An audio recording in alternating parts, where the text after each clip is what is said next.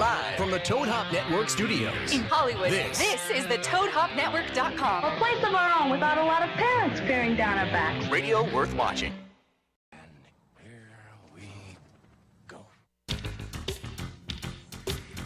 Is that a little new or what? What was that? You like Who was that? that? That was the Joker. You kidding me? It's the Schmoes Know Podcast. Christian Harloff here. Hey, I am Mark Ellis. You got a little scared by the Joker, huh? Yeah, it freaked me out. I wasn't expecting it. It sounded like you doing the Joker. No, it was actually Heath Ledger. You don't have to be modest. You're a gifted impressionist. I appreciate that. Schmoville has been made aware the last couple of months, I thought it might be you. I appreciate that. Guys, it is a really cool show today. From 9 to 10 tonight will be the Star Trek spoiler stuff. So just, again, if you haven't seen the movie, you can tune in from 8 to 9, and then 9 to 10 will be the spoiler stuff. But, again, myself, Christian Harloff, Mark Ellis, and joined, always, the lovely, the host of Stacked on Schmoes Know, Tiffany Smith. Hey, Tiffany. Hello. What's up? How are you? Are you still sleeping? I'm good. I got my lip gloss on, and I put on a lot for this one. He kept being like, put more on. She was putting it on and staring at me, and I'm like, I'm not going to look at this. Put more on. Put more on. I'm you awake. Never have enough in the bank. I am awake, but I'm a little tired today because someone decided to call me at the butt crack of early. This is so stupid. This is so stupid. And I don't want to. You know what? We're going to ask Schmoville what they think. Okay. So here's what happened. So I called Tiffany yesterday because I heard this morning. Yesterday. Oh yeah. I called her yesterday because I had heard some news and it was comic book related, so I wanted to tell her about it. Well, that sounds like a great friend so far. It's awesome. Yeah. Right. Yeah. Okay. So it's very nice. Yeah. And so I called her and didn't get through. So she called me back. Did you leave a message? No, I did not. I don't do that because I feel if you see that I called you, you know that I called. Oh, trust me. I've listened to your away message, and this guy have you ever called Christian and hey, you reached Christian Harloff. You want to leave a message? I ain't listening to it. Text me.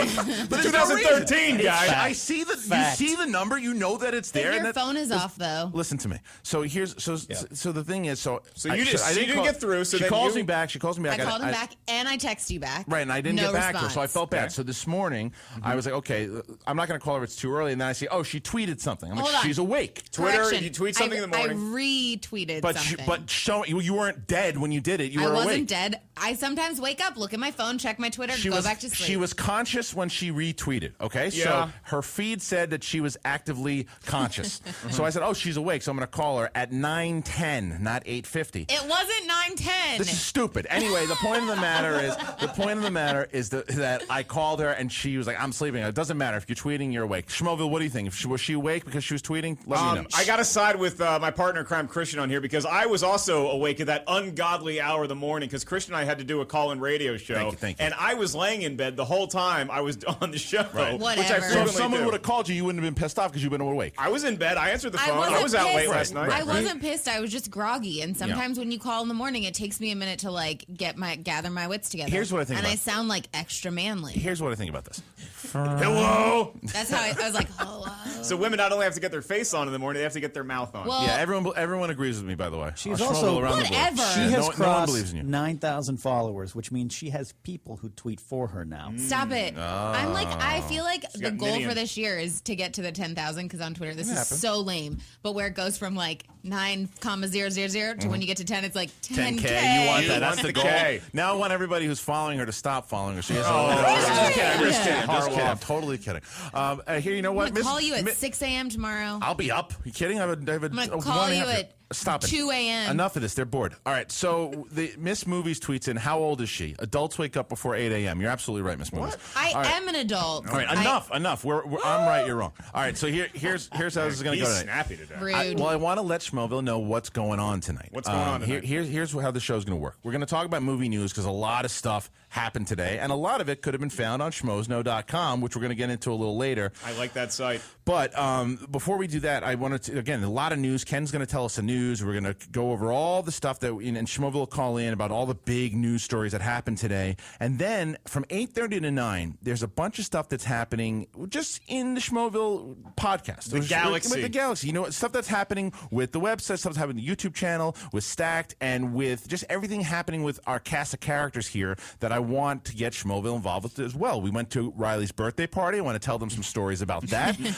There was some stuff that happened with the infamous Finstock that I want to tell people about that. I saw some Twitter pictures. I mean, I was there, but I'm acting like an innocent bystander. I saw some Twitter pictures. There was a lot of kissing going on, and we'll talk to the person who was part of that in the 8:30 to 9 o'clock hour. And then from 9 o'clock to 10 o'clock, we are going to do our spoiler-heavy Star Trek Into Darkness talk with Hal Rudnick from Screen Junkies, who's going to be here. So, again, if you have not seen the movie, at 9 o'clock to 10, you can tune out and then check it out later minutes. On. All right, but without any further ado, it's news time. Johnny, you ready?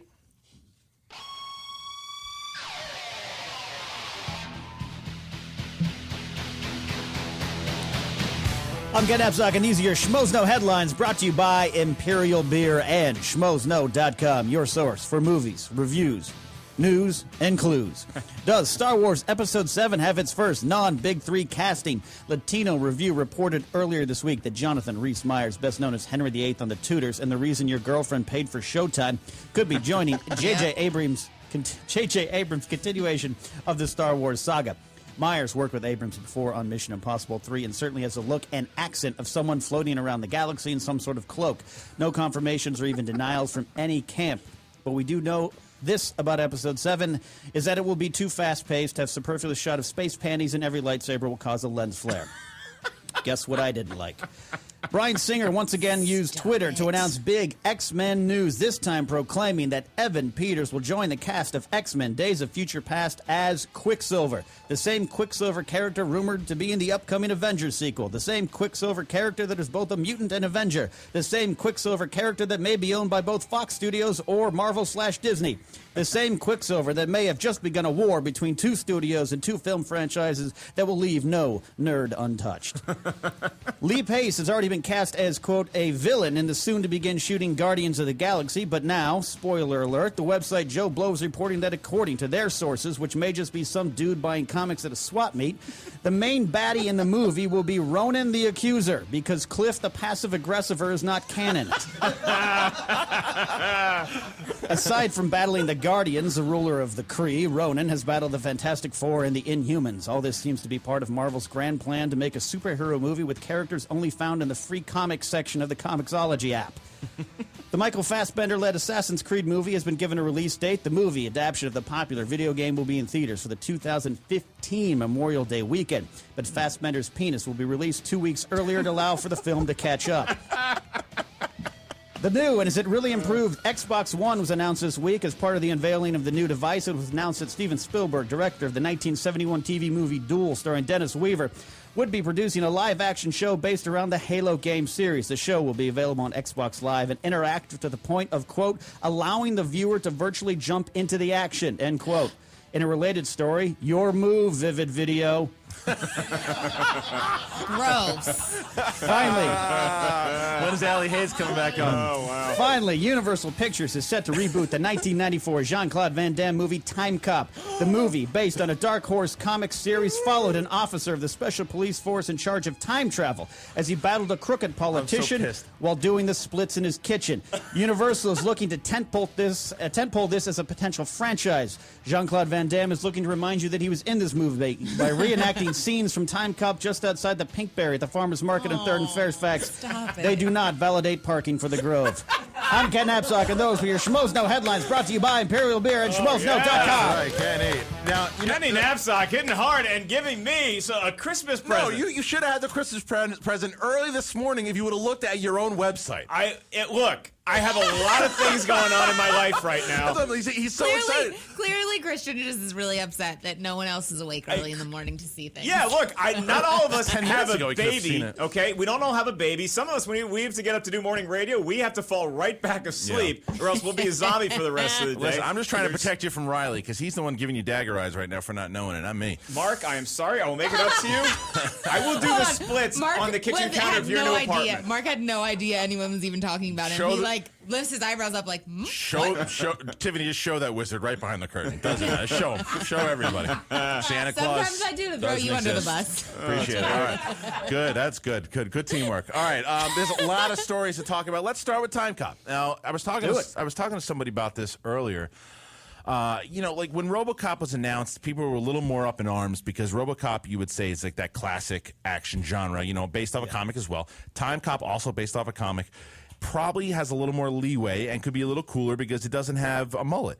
I guess he had a little bit of a mullet. It was trimmed from the Hard Target. Like, Hard Target was the movie before Time Cop, and that was the full-on French Louisiana mullet. This one was more like a South Carolina mullet in Time Cop. When did it come out? 94, I believe. Yeah. And I loved the movie when I saw the trailer for it. Is still great. If you go back and watch the trailer, it's great. I think that I would love to see a new Time Cop movie. I'd be heartbroken if Van Damme wasn't in it in some capacity, but there's no attachment to the character like there is RoboCop, because RoboCop, he just looks like, and you're like, that's RoboCop, that's the guy, that's my favorite guy from being a kid. Not me personally, but a lot of people could feel that way. Yeah. Nobody's going to look at Van Damme and be like, that's that guy when he walked through the time ripple. Right.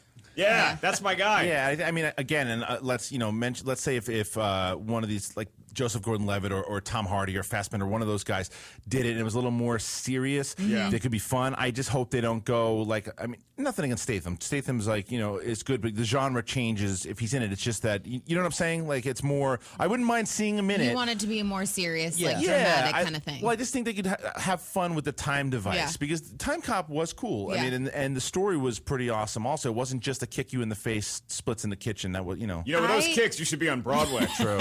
Oh, nice. I just actually went to see RoboCop in the theater last week. And the cast was there really? to talk about it, and the director and everything. And it was so cool because I didn't remember seeing it when I was younger, and so seeing it on the big screen, and it was the director's cut, so there was a lot more violence, which made me feel like there was a lot more. He only had 10 seconds to comply. Well, and he gets like shot. It like turns into like basically ragdoll style. Now, how did you, Kenny? Sorry, how did you see that movie?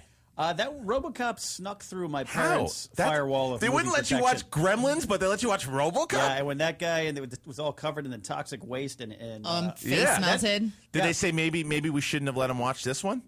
Maybe, but I survived though, and I did have nightmares over that though for a while. So maybe my parents were right. And look at how their little boy turned out. He's now wearing a Transformers shirt with a sport coat over it. So, very well adjusted adult male. His Ken Knapsack. But they were just saying that they were like, we don't want to see RoboCop remade. Well, of course they're going to say that. That's their own. That's their. I get their the baby. attachment, but I am ready for the new one, man. I really am. Now, a couple other things that happened to Ken. This was posted on the website. Riley had posted this. The new trailer for Joseph Gordon-Levitt's movie Don John. Mm-hmm. I think that movie looks pretty cool. Yeah, it's got it's got the indie feel to it, but it looks like it's got a lot of personality. Gordon-Levitt can do no wrong in my eyes right now, as long as he's not riding a bike through downtown Manhattan or playing Cobra Commander. Yeah, but recently, I mean, he crushed Looper. It's a brave choice for him. He's so versatile, and again, he's the guy that if you put him in a script like that, he's going to elevate the material, much like he would like a Time Cop would. Which, by the way, I think Statham would. I think if you put Statham in something good, he can elevate it too. But I think it'd be good. It just becomes an action movie. But again, Don John, though, I think Scarlett Johansson really pulls off that Jersey accent. It looks, amongst other things, she pulls off. I can't argue with it. There's a lot of stuff in that movie that I went, oh, this looks like it could be something. It's like it could be one of those. I don't know, like the one you remember of the year. I mean, I may be wrong, but it just looks really cool. I'll put you on the spot here. What's the date on that? Riley? Facty. Perfect. What? You didn't read the website? I bet it's on our website. It probably is, but anyway. I feel like Joseph Gordon-Levitt is one of those actors that when you really think about him, I'm like, still, Third Rock from the Sun always comes up, and then I'm like, he is becoming one of the great actors, I feel like. Yeah, absolutely. It's crazy. All right, let's shift gears. Let's shift gears here, too, because I don't know enough about this except that Spielberg is doing the Halo, producing the live action. What's the big hoopla with the Xbox thing? Why is everybody going so bananas and shitty over this? I've been trying to find out myself this week, other than maybe Xbox One is not going to be as groundbreaking as maybe people wanted, but there's a lot of division between the nerds and the jocks on this one. We're a lot of quote nerds, and I'm I have a Soundwave T-shirt on again, as Ellis pointed out. There was an uproar that this was the bro Xbox, that it's catering to the bros and the dudes, and a lot of nerd rage about it, which is just silly because to root for sports and comic books is actually the same muscle. Okay, I want to know what this is all about. I need Schmoville, someone from Schmoville, if you know exactly what's going on with this Xbox thing and what the beef is, call in at 323-622-8623. I want to get a little clarification from. I know a lot of you guys are passionate about it. I saw a lot of posts on Facebook and we were getting tweets about it. It was pretty nuts. And I don't know enough about it. One of the bigger complaints that's coming out now is, again, whenever something new comes out, that the peripherals don't work with the updated system. So it's like, okay, if you've been an Xbox fan and had an Xbox for a while, you're going to have to rebuy some things that you had Really? before All that right, aren't so- going to connect with it. Hey, you're in Schmoville. Who do we got? Yeah, I actually know a lot about why everybody's kind of pissed about the new Xbox. Sure. What's your name, dude? John from Seattle. Hey, John. All right, so what's going on, dude? Break this down for me. It seems like they're trying to go more TV than games. That's why everybody's kind of pissed, because there wasn't a lot of games at the conference, so people aren't exactly too happy about the Xbox's new, more entertainment device more than just a game device. Got it. And another thing, like they're making people who buy pre-owned games, which isn't new. Okay. They're going to charge them a fee for it. All right. Oh, so really? It's pretty shitty. Wow.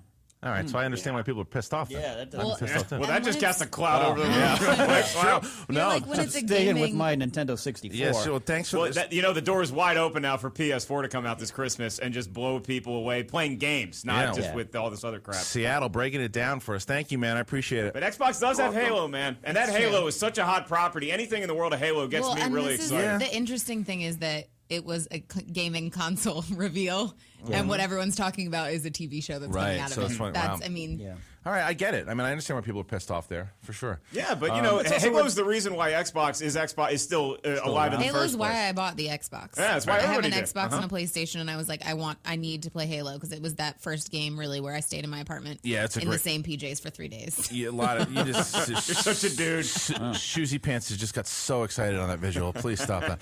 All right, They weren't cute PJs. There's a couple of And I things. smelled bad, too. Stop it. There's two things. It doesn't matter. Cheeto dust and Mountain Dew Code Red everywhere. There's two Actually, I got things. There's two delivery. big stories here that they're going to take. big ones. We're going to have to drop, the other ones too, because these are two big ones we have to talk about. Ooh, sounds important. Let's hit episode 7 first. Let's go. We'll probably, because of Star Trek, we're going to wind up talking about episode 7 later anyway. But let's talk about this. Jonathan Rhys Meyers, the guy who calls in all the time. Elmi Ambe broke the story. So Jonathan Rhys Meyers is going to be cast. It looks like if they're not denying it. It's true. There's it's just gone No one silent. said no. That's Yeah. so they're like, shit, how'd this guy find out is basically what it is. Yeah. Now, how do we feel about the fact that, by the way, he still can go in the draft? That's what I was because gonna say. I was he like, no absolutely one put can, him in the because list. he's not confirmed yet. Shoot. So he can absolutely Whoever go in. gets first pick gets an because we're going to go immediate back. point. We're going to We do the should draft. end of May. So he's Schmoville. he's obviously first round. We're going to have the supplemental Star Wars fantasy draft. Yes. So. But anyway, so let's talk about this. How do we feel about him overall? Do we like the fact that Schmoville, you guys too, at Schmoes Know, Facebook.com Schmoes Know, and Tiffany at Tiffany's tweets. Let us know how you feel about Jonathan Rhys Meyers being cast in episode 7.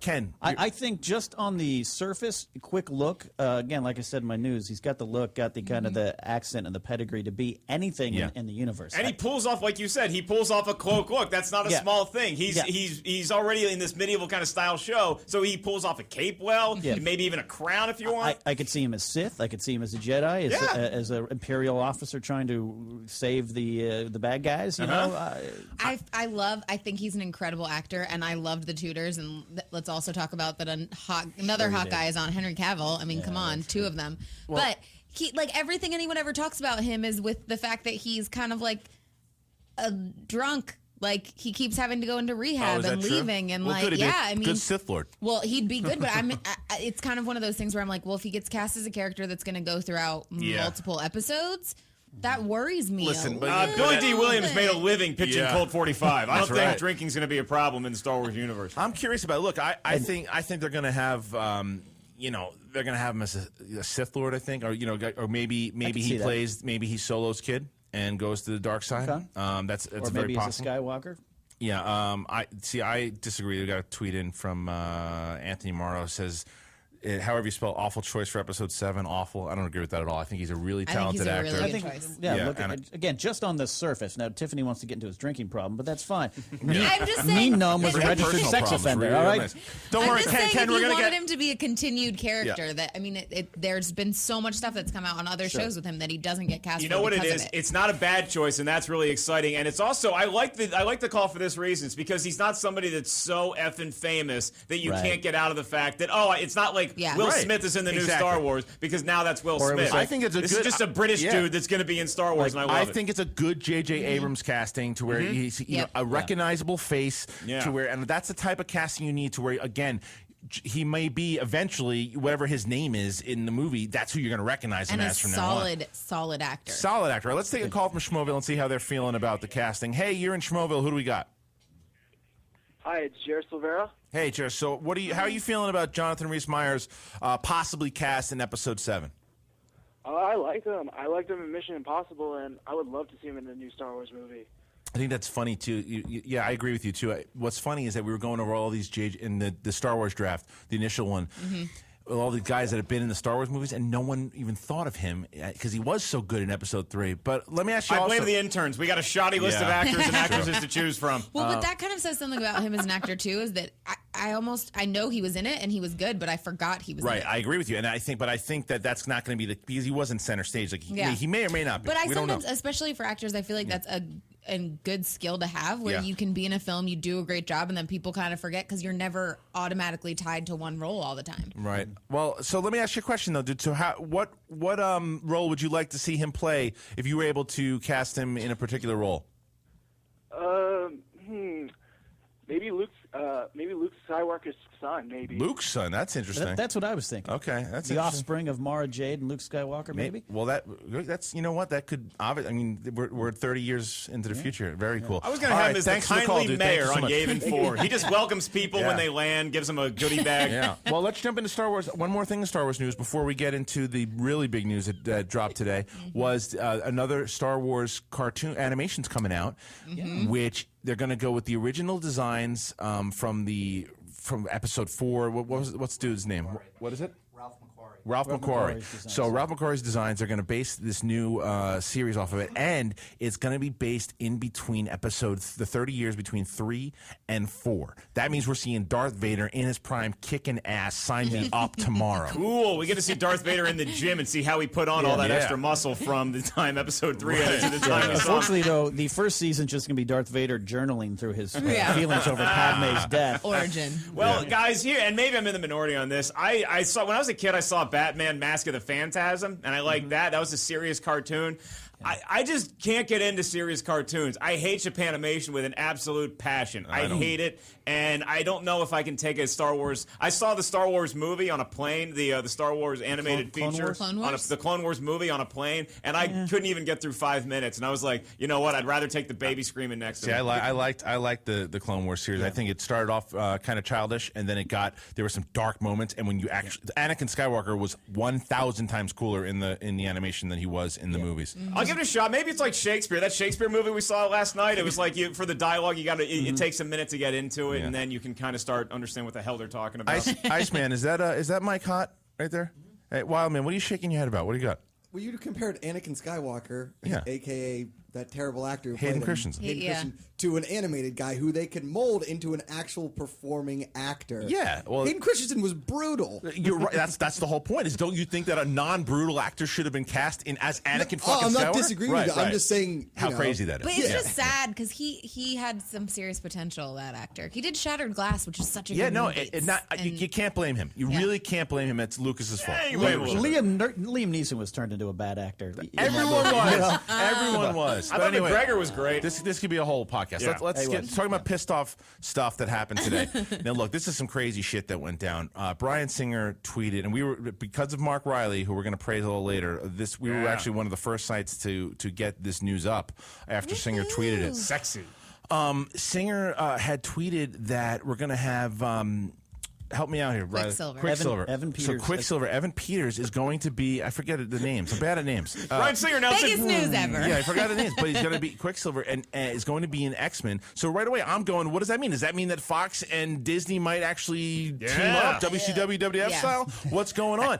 And then it's like, oh no. By the way, then I hear through the grapevine, no. This is basically Fox giving Disney the middle finger, and Joss Whedon, who announced it. That's some bullshit. I think it's a war. It's a war. But today I was like, okay, how could this possibly work? We're gonna get, I think, a young Quicksilver in X-Men, and then the old one in Avengers. Yeah, because what happens with his story, he joins Magneto at one point, and then his son joins the Avengers. Yeah, but it's his and son. then goes back to Magneto. So there's definitely like stuff where you can do that, and he kind of learns. Yeah.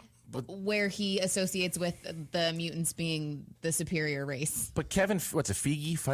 Kevin Feige also said today, so there's rules of how they can use this guy. Yeah. So the Avengers can't ever say that he's a mutant, can't mention anything with the X-Men, and then they let me write this down. Hang on. And then an X-Men, they can't have him be the Avengers. The question is it going to be a different actor? And if so, I don't want that. But it could be, because they'd be different ages. Yeah, but that sucks but that means that the Avengers will have to go off of the character's background from the X-Men. Like, he's had to have gone through those things. But if you're going based on comic book lore, he would be anyway. You know, I'm not that upset about this. I don't need every one of my franchises to cross over. I can handle one Quicksilver in the Avengers in one. Would it be really cool if all those worlds tied together in a big Patton Oswalt orgasm? It would be. But if it doesn't happen, I'm not gonna cry about it. I'll be able to handle two different Quicksilvers. Right. Really? See, Quicksilver's not a guy that I give a shit about anyway. Like, if it was two different Iron Mans, you don't care about him yet. But going from the word go, if there's two different ones, I can handle that. Yeah. If they now tried to split and put a new Iron Man and he hangs out with the X-Men, I'm going to call your bluff. No. I'm calling your bluff here because I think this is like, if someone shows up in X-Men and this guy is just a fucking badass and he is doing stuff, you're just like, that is cool. Like, you don't want, like, I don't want to see anyone else play him. I don't want to see anyone else play this guy now. And then he shows up in the Avengers, and he's not as cool. And Shia LaBeouf is playing him. You're gonna go. Wait a minute here. That's not the Quicksilver that I know. There's gonna be comparisons, obviously. But that's like saying Patrick's like Professor Xavier. I'm just picturing where Ellis it's in a theater. It's not the Quicksilver I know. And storming out. Yeah. And storming out. I'm just gonna hiss. But having Patrick Stewart play Professor Xavier, and then having what's his face? James McAvoy. Different. Way different. But there's a huge age. There's a time. Same storyline. But because it's a comic book, there's not, like, what could they do that's going to change the storyline so much that it couldn't just It's the same storyline, but going off your previous point, both McAvoy and Patrick Stewart were both great. If McAvoy sucked, if he was like Hayden Christensen, then you'd have a problem with that. I would, but again, this is different because now Avengers have to look at what they're doing because, yes, it may be the same thing in the comic book, but that's a comic book audience that knows that. As a movie-going audience, if someone who sees this happening in X-Men, so I guess then this hasn't happened with Magneto yet, and is it even going to be linear with that? We don't know. There's a lot of shit that can go down. But I think that's also saying that just because they don't read comic books, that the audience isn't smart enough to say, okay, this is a 30-year time difference between these things. That's not my point. It's not the 30-year difference. It's because this person has gone through different things. You know what? Thank God Christian and I get into press screenings, because if we had to camp outside to get tickets, he'd be getting in a fight in the street outside the Chinese theater. There's one guy dressed as young Quicksilver, another guy dressed as old Quicksilver, and they get into a bum fight. A movie reviewer was arrested today after beating up Scarlet Witch at a line tent. In other news, the Toad Hop Network will have Schmoes Know, hosted by Mark Ellis, solo from now on. I think the problem that I have with it is it's just typical studio bullshit politics. And it's like, if everybody could play nice and realize how much money's on the table, it'd be nice, but it's not going to kill me. I know, but can you imagine this? Let's say that they combine stuff, and Fox says, okay, listen, let's do something with Disney because we'll structure out deals, and then you see in the middle there's what's his name, Iron Man and Thor, and they're going at it and they're in trouble, and who comes out? Wolverine just starts jacking aliens. You're like, wait a minute, you know what? I am in for the rest of my life. There's a reason why I'm erect right now, and it's because of that prospect, but I'm not sure it's going to happen. It takes, even for the comic book world, like Avengers versus X-Men just came out, and it was a huge event, and it was so cool to see them in the same thing and kind of fighting against each other. There's so much that can be said, and honestly, this could be a full podcast, but we got to go to break. When we get back, we're going to be talking. There's a lot of stuff that went down at Mark Riley's birthday party. There was some stuff that is going on with the website, there's some drama that we have to address as well. We'll be back for 8:39, then 9 o'clock, Hal Rudnick and Star Trek. But tune in. We'll be back in a second.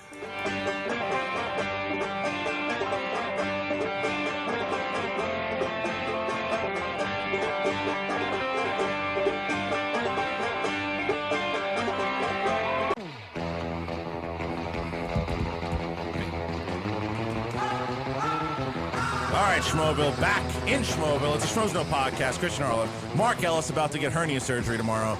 Tiffany Smith, Ken Knapsack, Wildman Justin Kruger, Mark Riley. I have to come after hernia surgery. That's right. And following hernia surgery, the lovely Tiffany Smith. Well, let's talk about that real quick. Mark is going to be in Mark's going to be in surgery tomorrow. I got to get this baby out of me. We're worried about you, pal. It feels like, you remember the movie Alien when the thing's popping through the stomach? It's hurting that bad, huh? It's not pleasant, but we'll go in, get surgery. It's going to be me and RG3 are going to have a real bonding experience tomorrow when I'm under, and we're both going to be healthy come the fall. I hope. Good. Well, I don't know. I might die tomorrow. A lot of questions. We got a lot of questions here. So what does this mean then for the Schmoes Know reviews and the podcast? Here's what Mark and I have been talking about. So we think he's going to be able to recover pretty quick to be able to see these reviews and the movies and reviews. The surgeon is from the best family of doctors. His last name is Frankenstein, and very excited about it. But again, if I can't bounce back, then what's our contingency? This is our plan. This is our plan. What we're going to do here, Mark Riley will be filling in for Mark Ellis, and he'll be coming. God, I better get healthy quick. Did I just get promoted? You'll be for a little bit. And we'll also be having Tiffany Smith join us for screenings as well. So they'll be switching off to do reviews, and then we can bring in the Wild Man. We can bring in Ken. I don't know. I'm not signing up on this, and I'll tell you why. Because you just announced it before my surgery. So when they tell me to count backwards from 100 tomorrow, the last thing I see is Mark Riley dressed as a nurse coming in. No, I'm Dr. Frankenstein. And I'm missing a kidney in a bathtub. No, Makuga's going to come in. Give him some of this, and it's imperial beer. So again, it's going to be the Joker coming in dressed as Matilda the nurse. Is this a sports hernia or a Magic the Gathering hernia? Is there a difference? No. I get very competitive playing Magic. No, it's just something that happens. I was doing push-ups, felt a pop, and fuck that. Got to go to the doctor. I should be good by a few weeks. All right. Well, good. Well, you'll bounce back pretty quick. I don't think that Riley and Makuga and Tiffany are going to have a chance. I think you're going to be back in like 2-3 days. You gave me something to play for. I'll tell you that. I think he'll be back. But again, guys, one of these things I wanted to tell everyone who was listening, and I don't know how many people came over from Toad Hop or were listening from our reviews on Fandango and aren't aware of the YouTube channel. If you go to youtube.com/Schmoes Know, you can subscribe to us there. We're at about 47,000 subscribers now. Totally free. Just click the button. Never pay to see a bad movie again. Yeah, and a couple benefits as well. That was a great voice. But awesome. One of the things, everybody here almost. Oh, you know what? Where's that?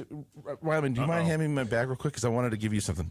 Christian, I had an idea. Maybe you wouldn't be so frazzled at night if you weren't calling Tiffany Smith at an ungodly early hour of the morning. Well, listen, I wanted to get. You're taking my side now. I like flip-flop, baby. Yeah, you do. We all have rip shirts on.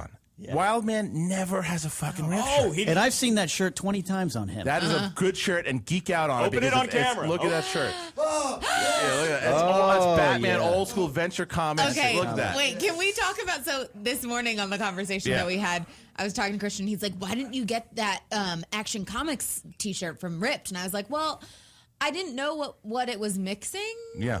And so I was like, normally on Ripped, if I don't know what the two things are, whatever things that are being blended, I won't get the shirt, because I'm like, how many times do people ask girls, like, what's this about? And if I was like, I don't know, they'd be like, oh, she doesn't know anything. Right. But you're like, I don't care, I just buy them if they look cool. Not always. That's not what I said. That's not what I said. What I said was sometimes, like, a lot of the times I go for, like, there's a Skeletor one today that I dove at. Yeah. And I went at that one for sure. But sometimes I'll go and I it's good. That's good. Sometimes I go, if, like, again, this shirt, I knew it was anime, something too. I like the color. I was like, you know what? I want to learn about the shit. I walked into work today and people started telling me about how great the anime is and all this stuff. I'm like, okay, cool. I'm learning more shit. But and I know again, this is like such a thing where guys could do that and it's okay. But if a girl does that and is like, I don't know, like we talked about the baseball cap, where you're like, if you wear a Dodgers cap and you're like, I don't know anything about any of the players, they're like, oh, why are you if wearing a a dude hat? does it, it doesn't matter. Wear a Dodgers hat, you better know who Mark Ellis is. I like my Rip shirt because it's a Wolfman from Monster Squad and it says Got Nards on it, and that combines one of two things which I like. It combines Monster Squad and milk, and I enjoy. Yeah. Well, anyway, so Ripped Apparel. What you again, guys, for you out there who don't know Ripped Apparel, if you're watching on Toad Hop right now, if you go on the bottom, you see the Ripped widget. Click on that. It shows you the design of the day. They do it every 24 hours. If you type in SK Podcast, you get $1 off. The shirts are so awesome. There's so many good designs. And they're only $10 anyway. So now you get it for $9, and the shipping. It works like clockwork. It's a really nice thing they got going over there. Yeah. Sorry, ladies. I tried to get Makuga to switch shirts back there. He put one on top of the other. Look at the size of that shirt. Is way too big for you. I'm sorry. I gotta get you. All right. Well, fine. You sleep in that one. That's a large. But anyway, so and guys, check that out. Stacked. All right. Let's get into some shit here. There's a lot of stuff that went down. For the first thing, all you guys out there, that if you're regular listeners, and again, I want to remind everybody listening, the Star Trek thing will happen once 9 to 10 happens. Right now, if you're fans of the podcast and you know the characters on this show, this is the segment for you, because a lot of shit went down. We're going to just kind of stray a little bit off of movies here for a second, because I got to get into some stuff that went down.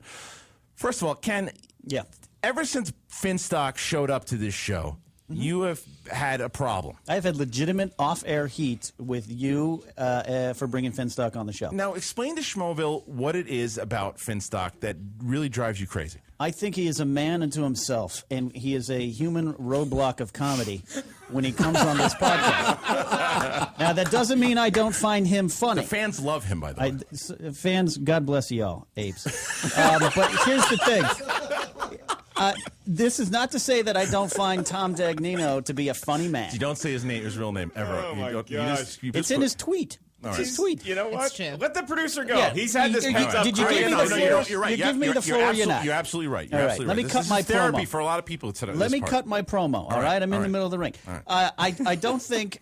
Not that I don't find him funny. It's not that I don't have that side of my sense of humor. I was raised on Monty Python and Andy Kaufman. I cried when I met Bob Zammuta at the Comedy Store one night. Kaufman's writer for years. This doesn't mean I once got promoted a job because I went in character to my corporate office with cameras and stayed in character the entire time. This wacky character to get money back that me and my people were owed. But I'm also a producer, and I control things, and I run things, and it's a very organized. I have a very organized way of life. I also run a pro wrestling company. I also have a day job where I manage 50 people. 15 of them are active LAPD police officers. 5 on something called the Violent Crimes Task Force. Is this your Match.com profile? Yes, or is it this is. still, That's why I'm still single. All right. So I control things. Wait, come on. Let's get to the beef with Finstock. Come on. He is uncontrollable. And you encourage that. Well, I do encourage, and you know who else encourages it? And I encourage this union is the fucking Wild Man. But the Wild Man is controllable because he's Wild Man and Finstock together is a nightmare. Which happened. Well, I've been trying to pitch an after Schmoes podcast to coincide with the Schmoes Know podcast, like a Baywatch Nights kind of thing. Makuga and Finstock. Oh, Peter, are you kidding me? The Schmoville would go bananas for that podcast. I think for me, if you're asking why I have a problem when he comes on the show, it becomes all about Finstock and not about the greater good of the podcast. I don't agree with that. I think the first clearly you don't. I think the first show that he came on, I think that was the case. I think that there was him kind of learning his way into everything that was going down. But I think that. Hold on a second. I have someone that wants to talk to Ken Napsa. Oh God! All right. Hey, hold on. Hey, you're in Schmoville. Who do we got? Hickory dickory dock. Yeah, poof. Go poof. All right, so Bob. Like it's some kind of personal vendetta against Bobby Finstock. It's Bobby Finstock. No. It's Bobby Finstock. No. He's not coming in, is he? It's Bobby Finstock. No. All right. So, poof. Finstock. All right. So, listen, we can't keep you on that long. We got a lot of stuff we got to do here. Okay. So, All right. So, have you heard Ken Napsok's beef with you? Yeah, I think it's somewhat legitimate. I guess. I mean, I like being uncontrollable. All right. It's my aura. All right. But you guys. But the thing is, though, too, there is a beef between the two of you guys. But if you go to Schmo Plus, last week, Finstock went up to Ken and asked him, because Ken Napsok has a podcast now called The Napsok Files on iTunes. On iTunes and Stitcher. All right. Rate, review. So Finstock went up to Ken and asked him to be on the podcast. And Ken, you said yes. Absolutely said yes. Okay, so you would welcome it. You weren't just saying it because you're on camera. Because absolutely. Okay. I want to get beneath that beard mask and find out what makes this man tick. Okay. Again, it's not that I don't have respect for Mr. Bobby Finstock as a performer, as a writer, as a person. My job's to control this show, and you throw him into. It's like I'm the Christian and he's the lion, and you're like, aha, all right. I love it. You like to introduce chaos. The reason, sexy. Yeah, that's you know why? Is because the fans. Because here's why the fans like Finstock, okay? Because he comes up here and because yes, he'll be a maniac, but he'll talk about movies and he'll hit points that when you go there, and as much as you want to say, oh, I don't know, he'll hit the points. And Ellis, what's your opinion on all this? I'm a fan of Finstock. Right. I wasn't when he was first on the show, Bobby. I had a little bit of beef with reservations. When you come to the Schmoes Know Movies podcast, this ain't some garage show. Right. We ain't some punk rock band that's looking for an open mic gig. This is the Schmoes Know effing Movies podcast. Right. So when you come here, you better bring it. And recently, Finstock has brought it, and I hear he's really good with the ladies. Right, and we're going to talk about that as well. Now, Finstock, before I let you go here, bud, because Ken. So can we say before we get into this stuff? Yeah. So where's the heat right now with Finstock and Knapsack? There is no heat on my end, and I apologize if I've offended Bobby by just doing my job as a producer. I think his last few appearances have been, I don't want to say controlled, because now he's going to come in with some kind of cape and a different theme song, but they've been to a point. Yeah. They've been for a reason. Well, listen, there is some people are also tweeting in about what the discrepancies that they have with Finstock, and here's one at JPH29 says, I have one problem with Bob Finstock. He's not the president. So that's a good one. God. And what changed my opinion, and I think you did this on purpose too, Harloff, is you brought Andrew Santino on the show and gave him alcohol, and suddenly Bobby Finstock became an angel to me. Bobby Finstock turned from heel to face in about 5 seconds. Bob, did. All right, Finstock. Hey, can I say what's up to the sexiest person in that podcast? All right, I'll get Tuesday pants up. Go ahead. No, Josh McCouga. I knew I was going to say that. Yeah, well, listen, we're going to keep on listening here, Finstock, because I got to get into this party while we have about 15 minutes left to do a lot of stuff. And I'm going to party was fantastic. I know. We saw you on Thanks for coming, Bobby Finstock. It was nice having you at my birthday party. That was Riley. Oh, I appreciate it, Riley. It was a really good time. I got into a couple of different things. Yeah, I saw that. All right, Finstock, I'm going to let you go. We're going to have you back on soon, dude. Poof. All right, now look. This you can't say that he's not. The fans love him. The fans love him. But listen, so here's what we're going to talk about. Fans also love Big Bang Theory, so America's wrong. Not our sometimes. fans. Not our fans. Okay, so I like that show. Let's talk. Mark Riley. Yes, sir. Your birthday was this past It was weekend. this past Saturday. We had a phenomenal time. That was a great time. It was good. The whole Schmo crew almost showed up. Almost. Almost we're going to talk. everybody. Look, Ken couldn't make it because he does his wrestling show. Yeah, he had an event. Couldn't be there. He manages 50 people, Christian. Yeah. You can't just show up. I know. Shoozy, you were at the same event, right? Yeah, and I wasn't invited. Yes, you were. Yeah, you were. Shoozy was Stop But JTI was not there, and we're going to talk to that. No, I got a text like halfway through the evening. Sleeping. Yeah. We're going to get into some JTI stuff. Again, this is the venting session, and JTI will be on the spot in a little bit. But before we do that, group therapy. Let's talk about the party here, because the party was fun and everybody was drinking and having a blast. And yes, Finstock showed up, and there is a infamous picture now of where Tiffany is kissing Finstock on the mouth with tongue. Whoa. No? Oh, wait, no. All right. It was on the cheek. It was on the cheek. Okay. How was the overall party for you? The party was awesome. Yeah. I feel like we had some good heart-to-hearts. Yeah. I had a little one-on-one time with everybody here. Whoa. Not like sexy time, like good chats. Ew, stop it. And stop it. And Finstock was there, and I was like, hey, listen, I don't hate you. Though I might kiss you on the cheek, I'm also trying to strangle you at the same time, which no one noticed in that picture. But I was like, my hand is on his throat. And all this stuff, by the way. If he made any sudden moves. Well, I don't think a lot of the fans know this as well, too. We put this type of stuff on Schmo Plus all the time. And, there's a great interview that Josh McCouga did with Supergirl on Schmo Plus that is out of control. It's so fun. But who knew Supergirl's Fortress of Solitude was Buffalo Wild Wings? Yeah, exactly. So there was that. For the staff leaves you alone. Yeah. Ken, can I bring in JTI now in your sheet, because it's time to put him on the hot seat. It's JTI time. JTI, Josh the intern. What's happening? Get your mug in there, because it's time for you to get some. You always now. What I would like also. Shoozy, you can stand behind me. I don't want you to say anything, but you can just stand behind me, because I want to get your reactions during all this. Christian, let's handle this like a job interview where we're reviewing our employees' work. So what we're going to do is we're going to do the compliment sandwich. We're going to compliment Josh the intern, and I'm going to say he's really good at driving to the hole playing basketball. Yes, he is. And he's a world-class sleeper. Now we're going to say something less than positive about Josh the intern. Yeah, so let me ask you a question, Josh. Before we do this, what do you think of the brand new website that Mark Riley has been slaving over? I think it's great, actually. It's better than most sites I even visit. I was totally blown away when it launched. I thought it was way better than I thought it was going to be. Thanks a lot for the confidence. What's your favorite part of the? I thought it was going to suck. I thought it was going to be terrible. Yeah, I looked at your old website and figured it can't get any worse than this. Definitely improvement. So all right, so it's improvement. You like watching the reviews on there. You like the news, all that stuff. I think the news is great. I got to give Riley credit. By the time I even see another website, because I go to websites all the time looking for movie news. Mm-hmm.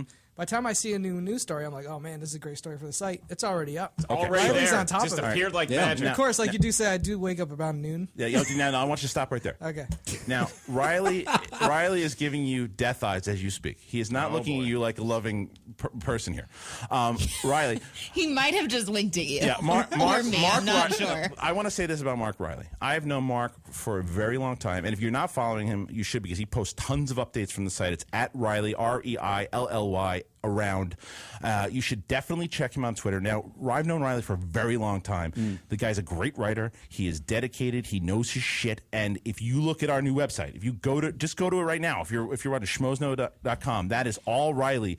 He has put in so much work, and he's kicking ass. He updates the thing like it's crazy. Like, I will send him stories and be updating stuff, and he's got it done. But he texts me, he's like, I'm dying over here. I'm getting this so much stories. I don't know what to do. I need help. Yeah. So I was like, you know what? JTI has shown up. He has done a lot of stuff for us. He has continued to do so. And then then he just disappeared off the map. Didn't help. Wait. I want Riley to talk here. So Riley, so JTI let you down really bad here. Yeah. What happened? Tell us. Go. I want you. You have the floor. Go off on JTI. Well, I approached JTI on the side a couple weeks ago for the launch of this, and I said, look, man, I'm going to really need some help getting those stories going. I really want to provide a lot of content. And he said, I'm with you, man. So we came up with this good, hey, I'll like text you if there's a story, and if I'm, you tell me if I'm already on it. Like, I'll tell you if I'm on it, I'll tell you pass. If I say write it up, send it to me, just get on it. So silence, nothing. Right. Nothing. Right. I'm posting, I'm updating. MIA. I'm like. He went to a couple premieres, though. He went to a couple premieres, yeah. I follow him on Twitter. Yeah. I see he was doing stuff. Oh, so he was tweeting. He was tweeting. And that's exactly what I thought. I see a fucking tweet come out, and I'm like, oh, he's fucking talking about, Looney Tunes in space or whatever, and I'm, slaving away. And I'm like, where the fuck is this guy? So I'm like, all right. Well, let me get, I didn't really have a lot of time to cry over this because I was running. No, your head was exploding. Yeah, my head's exploding. Yeah. So then I get a text from JTI. He's like, hey, the story broke. And I can't remember the story. This is great, yeah. And I go, oh, God. And I was swamped. And I go, text him right back. I go, hey, buddy, write it up for me. And he's like, can't. I was like, fuck you. What's with the tweet then? So JTI, explain yourself. Well, first of all, being the starving intern I am, I do have to work for a living. And I got called for a job Saturday afternoon, the night of his party, which I was totally planning on going to. I was actually excited to go to. And I texted him. I said, dude, I'm excited to go to Italy. Yeah, I said, listen, I got called for a job. I can't make it to the party tonight. Have a happy birthday. And literally, I didn't sleep for almost a day and a half. So I worked all the way up until almost Monday morning. Okay. Slept till about 1 or 2. I had tickets for the premiere to Hangover, which I went to. Okay. And Tuesday was like the only day where I was kind of free in the morning. By the time I woke up, you were already on top of it. Yeah. And then I had to go work again Tuesday night. Can I ask you a question? Yeah. Wait, I had to work. Wait, stop. You just explained yourself. Yeah. All right, Ellis? Work is a kind of catch-all term that I'd like to focus in on a little bit. Some people have office jobs. They have to work 8 hours a day. I have a really nice job that makes me work maybe an hour a night. Right. What are you doing that is 36 hours and then you sleep for another 36 hours? And how many days a week? If I'm lucky, if I could get enough jobs, I do a lot of PA work. Okay. Does it involve shovels and a desert going to Las Vegas? Yeah. It usually involves making sure there's enough chips in the tray and catering. Wait, Joey Beans 81 says close JTI's fucking loop. Wow. Hey, Beans. Listen, I gotta make money, okay? I gotta pay my rent. All right. Yeah. Basically, it came to the point where you have to be in front of your computer to do that stuff. And I was, in the last week, I've barely been in front of my computer, let alone home. Yeah. I mean, the only thing I really did on my own was go to that premiere. Which, Bradley Cooper invites you to premiere, you got to go. How's the write-up? Is it ready for posting tomorrow? Or it is so uninteresting. I'm busting your balls. Wait, all right. You would not want me to write that up. Wild Man wants to take a shot of you, so everyone's taking a shot to you right now. Wild Man, get in there. Go ahead. The chance of Bradley Cooper inviting you. That was a joke. Come on, people. All right, look, you're just kick him while he's down. Just kick him while he's down. You are more red now than when Shoesy Pants sees Tiffany take off her shoes. Okay, It's pride. All right, well, I wanted So you're blaming this all on work? Just work. I got to pay the bills, man. He's got to pay the bills. But normally, when I text Riley. I said after Wednesday, it was like when I'm actually gonna be available. Yeah. And Wednesday, like the Tuesday, I was waiting in lines when I texted Jurassic Park story, and I was like, I gotta let him know. But honestly, Riley's been so on top of everything. Before I can even see a site or a story, he's already got it up. Well, that'll happen when you wake up at 7 p.m. Yeah, exactly. Let me ask you also too. So if you weren't working, what time do you normally wake up? If I wasn't working, maybe 10:30. All right, good for you. One he thing doesn't have a kid, by the way, Christian. No, so I know. He's a young adult. He's single. He's going to be out late. Well, carousing. let me say this though. What has come out of all of this is a phoenix rising from the ashes. Who in a million years would have thought this was going to happen? Because I didn't. Shoesy Pants. He's mugging in the background. Shoesy Pants is incredible on this website. He still works here. This is something to announce to Schmoeville. Yeah. Shoesy Pants is no longer going to be with us on the show after next week, which is our 100th show. But he's going to be a full-fledged writer on the site, and he's going to be Riley's right-hand man on the site. And I couldn't be more happy about it. Oh, me too, man. The guy... Let me tell you something about Shoesy Pants, or as I call him, Pants Joe. Is dead. Shoesy Pants is dead. Joe I call is him back. Joe. We're a lot alike. We're both writers. Yeah. We really like the indoors. We like caves. Yeah. We don't like to talk to people, really. We like to write. And you guys are so perfect for building a website. Yeah, exactly. So, but what Joe did was, like, as I was kind of crazed, Christian, I got to hand it to Christian, too. You got to give yourself a pat on the back, dude. He's been really... tweeting me, sending emails, going, hey, what do you think of this? And, we go back and forth a lot about, hey, I'm already on it, or do this, or whatever. Yeah. So congratulations, boys. Who wrote the check? All right, continue. Yeah. And let me tell you something. Mark Ellis, with a hernia surgery on the horizon, took a nice walk. That's right. To my apartment to drop off the check for this website. That's great. So Well, getting some exercise. There's a tweet that came in, and I want to talk to Joe real quick, but there's a tweet that came in from @KevinAllison77. So are you guys taking applications for a new intern? The answer to that is no, because we are going to have a new intern starting in June for about a month. He'll be known as the Schmo Kid. And he's going to be a 20-year-old kid. The Schmo Kid? The Schmo Kid. Wait, he's 20 years old? 20 years the old. The whole point of having an intern is to be able to go buy his beer. Now I got to give him my ID so There's he a can keg, use it. and he have an Imperial beer The everywhere. kegs run out How's his before, writing? it's Is run he out any good at again. writing? We don't know. We were going to Okay. find out. Makuga's going to slaughter this poor kid. So Shoesy Pants is gone, and Joe Ruggiero is back. It's Joe. Joe, first of all, thank you for everything you're doing, and then can you let them know what your main goals on the site will be and kind of what your duties will be? My main goal is to make Mark Riley's life easier, and I'm going to be handling any movie news that he doesn't have time for. I'm also going to mainly focus on TV reviews. Like tonight, I'll be writing my Hannibal review. Everyone watch Hannibal. Has Bradley Cooper ever invited you to a premiere? Not yet. Aware of? Not Okay, this week, all right. no. And also working on our comic book section with Matt Key and Daniel Villalobos. And Tiffany Smith. All right. Well, great. Joe, thank you so awesome. much. Happy birthday, Joe. It's his birthday, everybody. And then next week, you still get one more chance to be creepy because Maria Menounos is coming back on the show for our 100th episode, and we'll be talking about our favorite movies of all time. So we're gonna have Schmoeville call in about their favorite movies of all time. We're gonna take a list of 3 or 4. We'll have movies that I'm sure everyone agrees with. JTI, what are you still doing there? Let Kenny sit down. Oh, man. Anyway, That'll be a big show next week. So mean. Favorite movies of all time? Yeah, favorite movies And of all Maria time. Menounos? Yeah, it's God, gonna go up. I hope I'm alive for that one. I know. Oh, yeah, poor Sergi. All right, now last things before we're going to, and from 9 o'clock to 10, Hal Rudnick from Screen Junkies is going to be joining us, and we're going to be talking about Star Trek Into Darkness, full spoiler, heavy show. But before we do that, I want to also thank you guys so much out there because we're doing this Man of Steel poster giveaway that we're going to announce the winner tomorrow morning on Facebook. But our iTunes on TV and film. Last week we were I think we started like 207. We were now number 14 in iTunes and TV and film, and that's all you guys. So that's a sonic boom leap, big time. So if you guys are listening to this, even if you watch it on Toad Hop, go to iTunes, subscribe to iTunes, go there and leave a review. Click how many stars you want to give it, and help us. If we can get into 400, 500, 600 of the ratings, it'll continue to climb, and we'll continue getting great guests. I also want to I got to plug the website. Yeah, go ahead.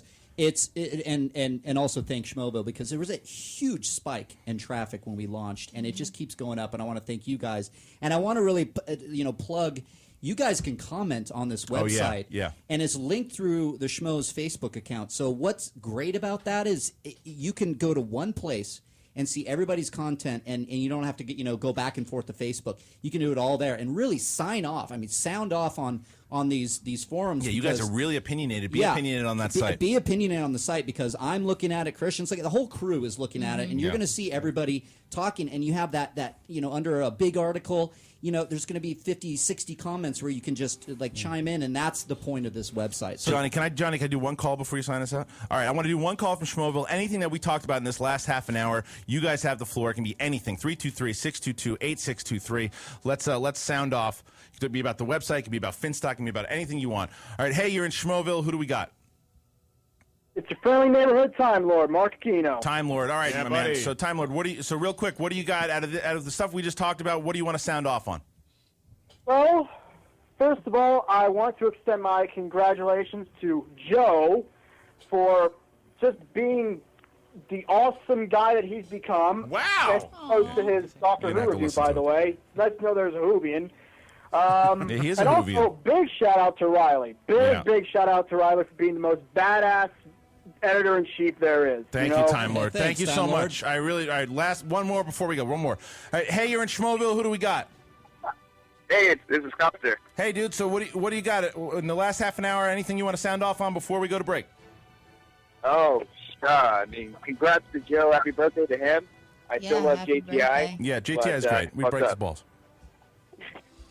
And I don't know. You guys are awesome. I love you guys' new website. It is crazy how fast these new stories are coming out. I don't go and look for a new story. It's already on there on Facebook. I love it. Thanks, man. Yeah, that's Riley's kicking ass. All right, thanks. Thank you guys so much. So go ahead, www.schmoesknow.com. We'll be back at 9 o'clock with Hal Rudnick from Screen Junkies talking Star Trek. Get ready, Mother Fs.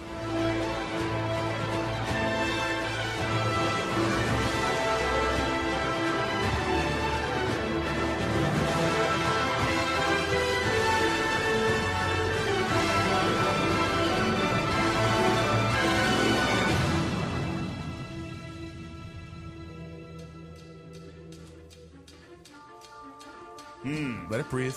Let it breathe. Like a fine wine. Come on. Opening a new film score. Who can be the first to get it? I'm going to say Psycho. Wrong. Hal? Star Trek Into Darkness. Very good. Very good. I just took a shot into darkness and I hit it. And just like that, let's intro our My guest. hat is off to Hal Rudnick, our guest from Screen Junkies, who did his research before the show. Set your phasers to fun. Or Christian told him just to make you. No, I didn't tell him. Look, I knew the podcast was about Star Trek too, but I heard that music. I'm like, that's when she's driving away from the madness and towards Bates Motel. I'm going to get this one. No, we're doing Star Trek Into Darkness. It's the 9 o'clock to 10 o'clock. Again, if you have not seen Star Trek Into Darkness, come back and revisit the show after you've seen it because it's going to be very spoiler heavy Or here. if you don't give a shit about the movie, keep listening. If you don't care about spoilers, listen. All right, so we are very happy to have back in Schmoville Hal Rudnick from Screen Junkies. Great to be here. Dude, thanks for coming back, man. Thanks for having me. You're here to rescue this podcast because the last half hour was like the weirdest, time warp, Twilight Zone. Shoozy Pants was getting phone calls congratulating him. I know. Mark Riley was crushing the mic. It was like I was in an alternate universe. Inmates running the asylum. Yes. It's the truth. It's the truth. But madness. What's funny about it is because Hal was on with Maria Menounos last time, and they were talking about we talked about the movie. By the way, the movie Adventures in Adventures of Serial Buddies. Serial Buddies. Now that is coming on VOD soon, correct? Yes, video on demand. Check it out. You can watch it in the comfort of your own home, sitting there in your underpants. The craziest thing, though, when he was There on you last go, Mark time, and Shoozy. when Hal was on last time, when we were talking, like the whole time we were talking about the movie, and we've been trying to do a collaboration with Screen Junkies forever. And we didn't even mention Screen Junkies once because we were so into the movies and the conversation and everything. And so I actually just did Screen Junkies show, and it was a lot of fun. We did the top 10. Awesome. Thank you. We did the top 10 box office. Thank you for having him. He needs friends. I do need friends. But thank you, by the way, for coming back on the show. We're excited. You've seen Star Trek, obviously. We're excited to have you on here. I'm very curious now how many positive thoughts we have, because I know we have a negative thought in here somewhere. Ooh, it's lurking. All right, so let's like a bad cloud. Let's start right off the bat. How What did you think of the movie? What are the things that you liked, didn't like? Please start. So, as I was watching it and as I left the theater, I really liked the movie. Yep. Then when it started to sit with me a little bit, it started to feel like a bad burrito, maybe Chinese food that was in fester. Yeah, it was Chinese food that was in the refrigerator for one day too many, and I'm like, you know what? That was pretty by the numbers. I want a little more. Wow. And like I was thinking, I think Christopher Nolan has kind of ruined me because when it comes to blockbusters now, I feel like I just need that much more depth. I'm really looking forward to Man of Steel. Right. I feel like it just didn't give me anything surprising. And like half the movie is, the fucking Enterprise. There's trouble with the Enterprise again. Oh no, the Enterprise has been shot up. It's broken down. And that ship sucks. Wow. Okay. All right. Well, let's get there. I know that we have the reverse here because you absolutely loved it. Here's my thing. Okay. I loved it. Don't you go back? No. All right. I'm not going back. All I right. loved it. Okay. I left being like, this was awesome. I will see it again. I told everyone I know to go see it. It was awesome. I get what people are saying about it not being your typical Star Trek movie because it's a space action film. It's not like, let's go to another world and interact with this new race of people and have a lot of like science or new learning, that kind of thing. I'm okay with that because my thing was, I was actually the opposite because when I came out of the theater, I think out of it because I saw it with Mark and Tiffany and Riley. I liked it. I still gave it 4.5 out of 5. Mark and I were high-fiving. Wow. Yeah, I still gave it 4.5 out of 5. But I liked it the less out of everyone. The reason I gave it that, I sat on it for a little bit, and I actually liked the fact that it was this setup because I dug the Klingon element of it when they just introduced him for a little bit because that meant there's bigger plans for this franchise. Mm-hmm. We know where we're going with this thing now. I didn't like the rehash of the, Spock and Kirk, they're not getting along. I was like, I saw that in the first movie. I didn't need to see it much, but I had such trivial problems with it. I was just very happy that this was the guy doing the next Star Wars movie. I loved the first half of the movie, and I really enjoyed the second half because once it actually settled into, I don't know why that's funny. It's true. It's a good setup. Once it settled into, I thought Benedict Cumberbatch was fantastic as the villain. He carried the second half of the movie, whereas the plot just kind of then it went, like you said, Hal, by the numbers. The first half, that opening scene I thought was fantastic. Yeah, I really liked that. Ripped right out of the TV show, which I've never seen. I wasn't big on the second half. Yeah, I think we maybe I still liked enjoying the ride. I'm not married to Star Trek in any way. I didn't grow up watching it.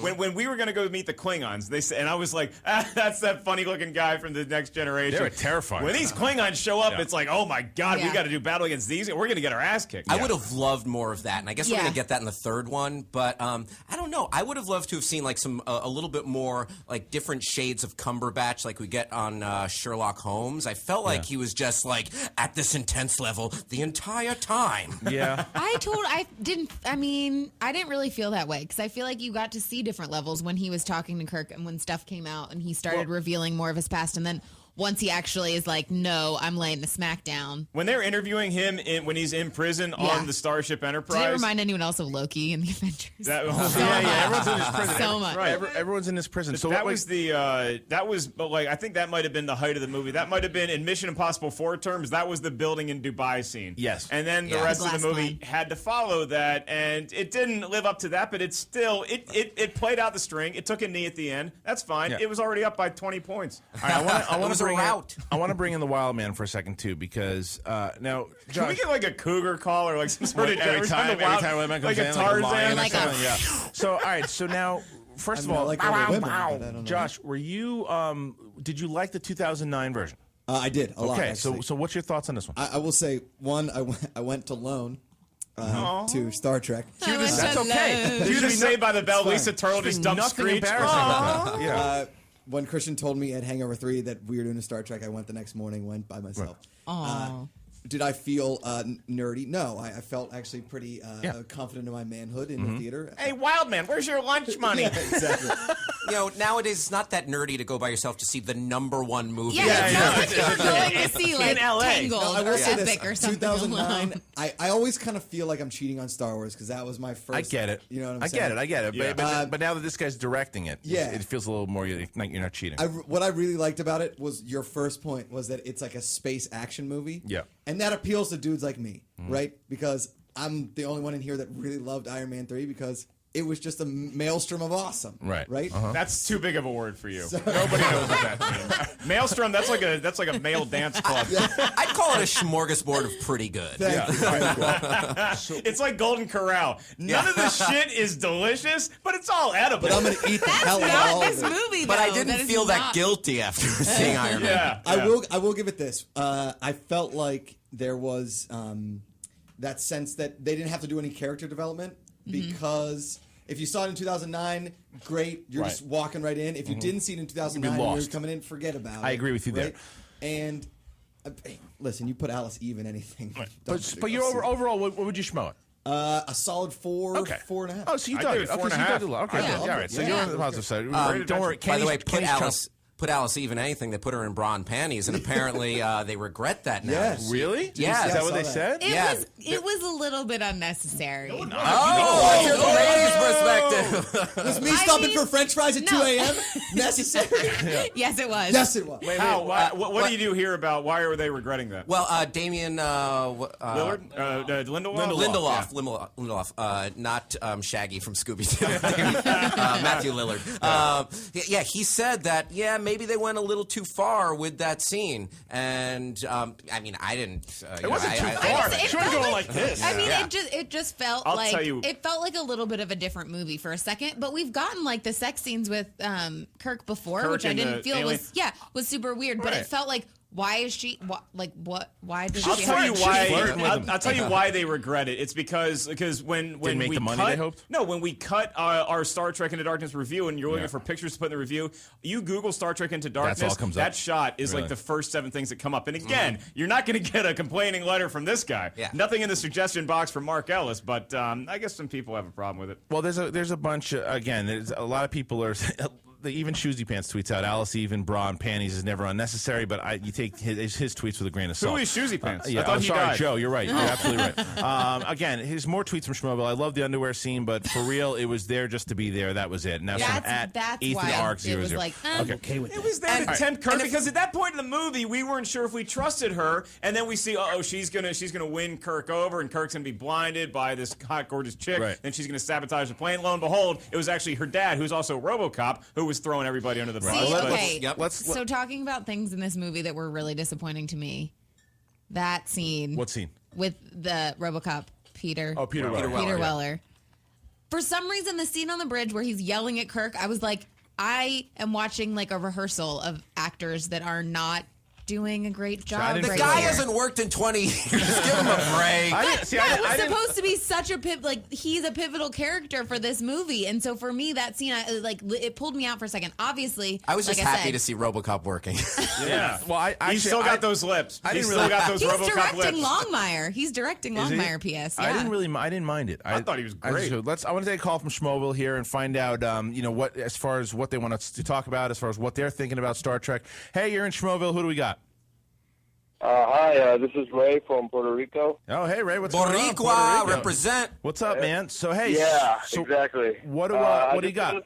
I really want to talk about Star Trek, and that scene of the whole Alice Eve and the bra thing was, it wasn't necessary, but it didn't even last 2 seconds. True. I mean, it wasn't much of a... Neither did you when that came on, am I right, guys?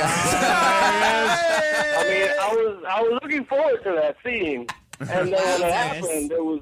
He's like, still laughing so at that short. joke. I mean, it wasn't a big deal. No, and now everybody regrets it. So yeah, it's only 2 seconds in the movie, but it lasts forever on the internet. And how much? I mean, look, how much do they? How much do they really regret it? You know, I mean, They don't care. thanks for the call, dude. I appreciate it. Well, Oh, okay. I just got to say, when do we get to see Chris Pine with his clothes off? But wait, the thing I need more want- of that, you want please. butt. Yes. It's like when I want Jamie Lannister butt. It's like when like an athlete says something like that he's not supposed to say, and they're like, "Oh, you have to issue an apology." You know, it's like that's pretty much. He's like, "Oh, I'm sorry for saying that." Same thing. Lindelof doesn't care that she was in the bra and panties. He didn't give a shit. It's not that big of a deal, but I think if you had to pick, if you're being nitpicky and choosing things that felt a little bit off. That was one of them. That was one of them. Let's talk about the things that work. Let's talk about the things that work. Before we move on real quick, one other perspective. If you're going to go that far, what about a little Zoe Saldana? Well, she is hella fine. Put her in a bra and panties. I think she's past that now. Yeah, I guess. But and also, I feel like a super sex scene between her and Spock would be weird. I hope it doesn't cock block part 3 because I'd love to see a hot Klingon chick in bra and panties too. You know, I hope this isn't Just like the do parents caught us having a party and now they're not going to let us free again. Let's move on from the Alice Eve nude stuff. Let's get. Well, have a nice show. Yeah, see you later, Mark. Let's talk. Let's get into Chris Pine's blue eyes. Wait a minute, stop that. I want to talk about some of the cool shit. And I think one of the really cool scenes for me was, and we might as well just get into the whole spoiler part of it too. When the reverse of the whole what happened in Khan movie. Some people have problems with it. Some people don't. I don't. I thought it was really cool. But the reason I bring this up is the fight that led between Spock and Khan, because he's Khan. And that fight was intense. I liked the fact that we finally got to see a little emotion out of Spock. I know it goes against what Spock's all about, but I'm not a Star Trek fan, so I don't give a shit. And I really enjoyed that scene. What say you? I think it was like all building up to that point because you watch Spock through the film, and that's what he's really dealing with, is that the people around him don't see his lack of emotion showing that he has emotion. So he was trying to manage that. And I feel like at the end, it all came full circle, and losing his best friend and really having to deal with that. I think it was awesome. I loved it. In retrospect, I think Spock in this movie was kind of like a dude who just got dumped, and he was holding it in for the first half. Yeah. Like, I'm just not going to feel, I'm just going to be numb, man. I'm just going to be fucking Which numb. is exactly I'm what he not going to think about her. And then the second half, he's like, and now it's started to come out. So I thought maybe we erred on the side of a little bit too much emotion with the Vulcan. And I got to go back to this thing, though, as I do this thing. I'm not like a huge Star Trek fan, so it doesn't bother me as much. We can get into this later, and just remember, we got to bring this up. I had a big problem with the Vulcan on Vulcan discussion that happened late in the movie, but enough about that later. Yeah. The two Spocks. Yeah, I mean, it's just they really cherry picked whatever they wanted to do. They did it. If I was Star Trek lore, if I was a true Star Trek fan, I'd probably be up in arms about it. But as far as the action and the flow of the film, it was cool. And how strong are Vulcans compared to the super strength? No, the super strength that Cumberbatch. He hung in there, man. He did. I mean, he was having problems though. I mean, again, it was no easy ride for Spock, and that guy's a badass too. But I love when he nailed him with the Vulcan neck pinch. Wait, this is totally not unrelated, but related. Yeah. Have you guys seen the Audi commercial? Yeah, it's great. Oh my god, it's so good. Yeah, it's so good. Two Spocks, look it up. Awesome. It's pretty good with Quinto and Nimoy. It's pretty funny. Yeah. Well, how about that scene in the movie then?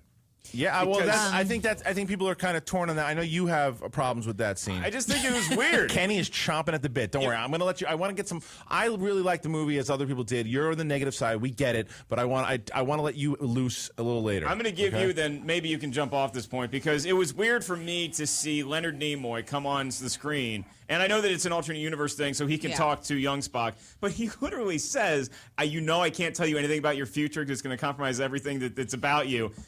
But I'll do it this once. But I will, yeah. But I did just this once, It's like, no, you can't. You just said you wouldn't. Yeah. And by the way, you're not a human that feels emotion like that. Well, you're a Vulcan. You should be able to play it. But this is old Spock that's gone through some shit. And again, it's one of those things that, I'm not going to tell you anything. But it's like, but this guy is no joke. I don't want you to go through that again. Yeah. Like, I get that. I thought that was kind of cool. But, at Rachel J. Cushing, she tweets in, Spock is half human, so his emotional arc makes total sense. That's what she said. Cool. So I think that was really cool too. Other stuff I thought was really awesome. This is one of the. I don't trust them half Vulcans. I don't want them in my town dating our women. I'm going to our spoiler review that we did on the comments. Bruce Gooding writes in. He loved the movie. He loved the Kirk dying scene. He loved the twist. Loved Cumberbatch as Khan. He can't pick a favorite part. He thought it was much better than Iron Man 3. Well, and you guys, when sitting next to me in the movie, I had like giddy, girly, like giggles and laughs and clapping, and like the first time the Enterprise came up, when it comes up out of the ocean, I was like, oh, so cool. Awesome. And Michael Giacchino's music is so insane. good. It's so good. But as far as like it coming up out of the ocean, there's a lot of stuff online about how as far as physics, it just defies, like it wouldn't work. That the hull of the Enterprise would snap off. How do you know? How do you know what kind of materials? We're also talking about we're talking Star about the future. Trek. But wait, that's a silly. Not you because you didn't write it, but that's silly because we don't know what kind of metal they use in the future. We don't know what kind of stuff and kind aluminum. of yeah, well, we don't know. What kind it's all rental but crap. we don't know the science that they have and what futuristic shit they found in different alien stuff. Yeah. You can't. That's come on. I love it when you watch these futuristic movies or even TV shows. Like there's stuff that happens in Game of Thrones, and I'm like, but that's like a regular leech, but it's in Game of Thrones world. So in Star Trek world, I give it a little more of a pass in right. Star Wars because like they're not wearing astronaut outfits in outer space, but it's like that's the Star Wars universe. On Star Trek, it actually takes place on Earth for a portion, so maybe it should abide by the laws of physics. Look, I'm saying the Apollo 13 astronauts weren't getting back in that thing. But apparently, one of the things that Roddenberry initially designed and Star Trek purists and fans enjoy is that it tries to stay true to certain aspects of science. Okay. Yes. And this just played fast and loose with the whole deck. So you're saying Gene Roddenberry is rolling over in his outer space prism that they shot him in when he died. His ashes are in outer space. What do you want? Can we jump to Khan real quick and talk about how this guy's the best part of the whole movie? Not going to let you do it. He's the best part of the whole movie. That reveal too when he said Khan, you could smell it coming. Yeah. But when he said it, he nailed that. Yeah. By the way, spoiler. And if you didn't know that Benedict Cumberbatch is Khan, then wake the fuck up. I like how they tried to deny it, but it's been like everyone has known. Yeah. Yeah. He was just so good because. Everyone was excited about this guy. Still haven't seen Sherlock. I know. I want to see it. I'm going to watch it this week. I'm really excited. About Are you going to watch it? Yeah, that's I'm cool. Be laid up watching Sherlock. That's a good move. So he was everything that I wanted from a villain. And the thing was, I thought at one point when they switched it up, because again, we're dealing with an alternate timeline from the events of the first one, I'm going, oh, wait a minute. So maybe when they revealed that Peter Weller was the bad guy, I'm going, is this another Mandarin thing? Are we doing this again? And then when they switched it back that he wasn't, I was like, okay, good. I'm on board now. Khan is as bad. Because then when Old Spock came in, that was the other reason I liked that scene, by the way, with Old Spock. I like Old Spock coming in. I love seeing Leonard Nimoy on screen. I just thought it was a little. I had a little bit of a. I totally get your point, but I'm just saying what I liked about that was the fact that he said, that also was my reveal that it's like, okay, this Khan is still no joke. Yeah, and again, just the point, it wasn't like Leonard Nimoy survived a nuclear explosion in a refrigerator. Right. It wasn't that level of bad. It was just, I don't know if that would happen. It was just like he gave up so easily. It wasn't even like there was any begging or like, please, this terrible thing is happening. He was like, no, I won't do it. Okay, I will. I think he just did it because everybody else on the Enterprise that time was listening to their conversation, so he's just putting up appearances for everybody else. He's like, look, I'm not telling you what's happening with your bitch girlfriend over there, okay? I'm just telling you this one thing about Khan, and then I'm peacing out. And what do we speak of Khan, though, too? What did everyone think? I think even if you have problems with it, you can't deny that the scene with Kirk and Khan floating through space with those asteroids going around them was pretty sweet. Oh my God, in was IMAX. So cool. Oh, that it was scene so cool. That made me go, thank God this guy's doing episode 7. Yeah. I was watching. I was like, that was so incredible. That whole scene. Riley, you want to say something? Yeah. No. I just have it's a comment on the J.J. Abrams mystery box that he incorporates into all his movies. I saw that scene when I was at CinemaCon. And you know how when they're going through space and they're like, Khan, he's over there, Khan's over there, and it's on screen, Khan. Yeah. The footage they showed at CinemaCon kept his name as John Harrison in the entire scene. They showed that scene, but they showed that scene, John. but they did not show. And this is theater exhibitors. That's this is like awesome. press. This is like they don't care. They don't want to show their hand at all. Yeah, so it's pretty awesome. And I give him credit. That'll be on the for website as tomorrow. big of a thing as that was, as big a reveal, and even the fact that people could smell it, the fact that it was as secretive as it was is a real credit to how stealthily they produced that thing. Yeah. Okay, so I want to take some tweets and phone calls from Schmoeville. I'm going to murder this guy's Twitter handle. So at Neil. His Twitter handle? No, Twitter handle. I murdered the tweeter. At Neil Oil Rags. He says the scene on the Klingon homeworld of Kronos was the best part of the movie. Again, I thought that was a really fun part. I like that it's the setup now because they have to be the main villains in 3. I mean, they have to be. Oh, yeah. So intergalactic war. Yeah. All right, Kenny, I'm going to take a phone call from Schmoeville here, and then you're going to be able to, unleash. Voice your hatred. All right. I'm ready. Hey, you're in Schmoeville. Who do we got? Hey, it's Santa Barbara's favorite creep, Tony Morrow. What's up, you guys? That's a great introduction. Tony, so what do you got? You weren't feeling Star Trek, right? What's that? Were you on board with Star Trek? What was your thoughts? I liked Abrams' first movie. It was really good. You know, I'm not a Trekkie or anything. I was more of a Star Wars guy, so I liked what Abrams did with the first one. So going into the second one, obviously, I was really excited. I loved the movie, but only as a summer blockbuster. It had lots of action, lots of special effects. But as a Star Trek movie, I just felt like it didn't really bring anything new. And the con review I did like. I loved Cumberbatch. He was great. But the final, 30, 40 minutes of it, it kind of felt like a retread of Wrath of Khan. Now, have you guys heard the Spill.com audio review of the movie? No. You should listen to it. They make a lot of good points as to what were their problems with the movie. But otherwise, I enjoyed the movie. Really exciting. It just didn't really feel like Star Trek. Okay. But, that's all I got to say. Good point. Thank you, Tony. Look, he makes a good point.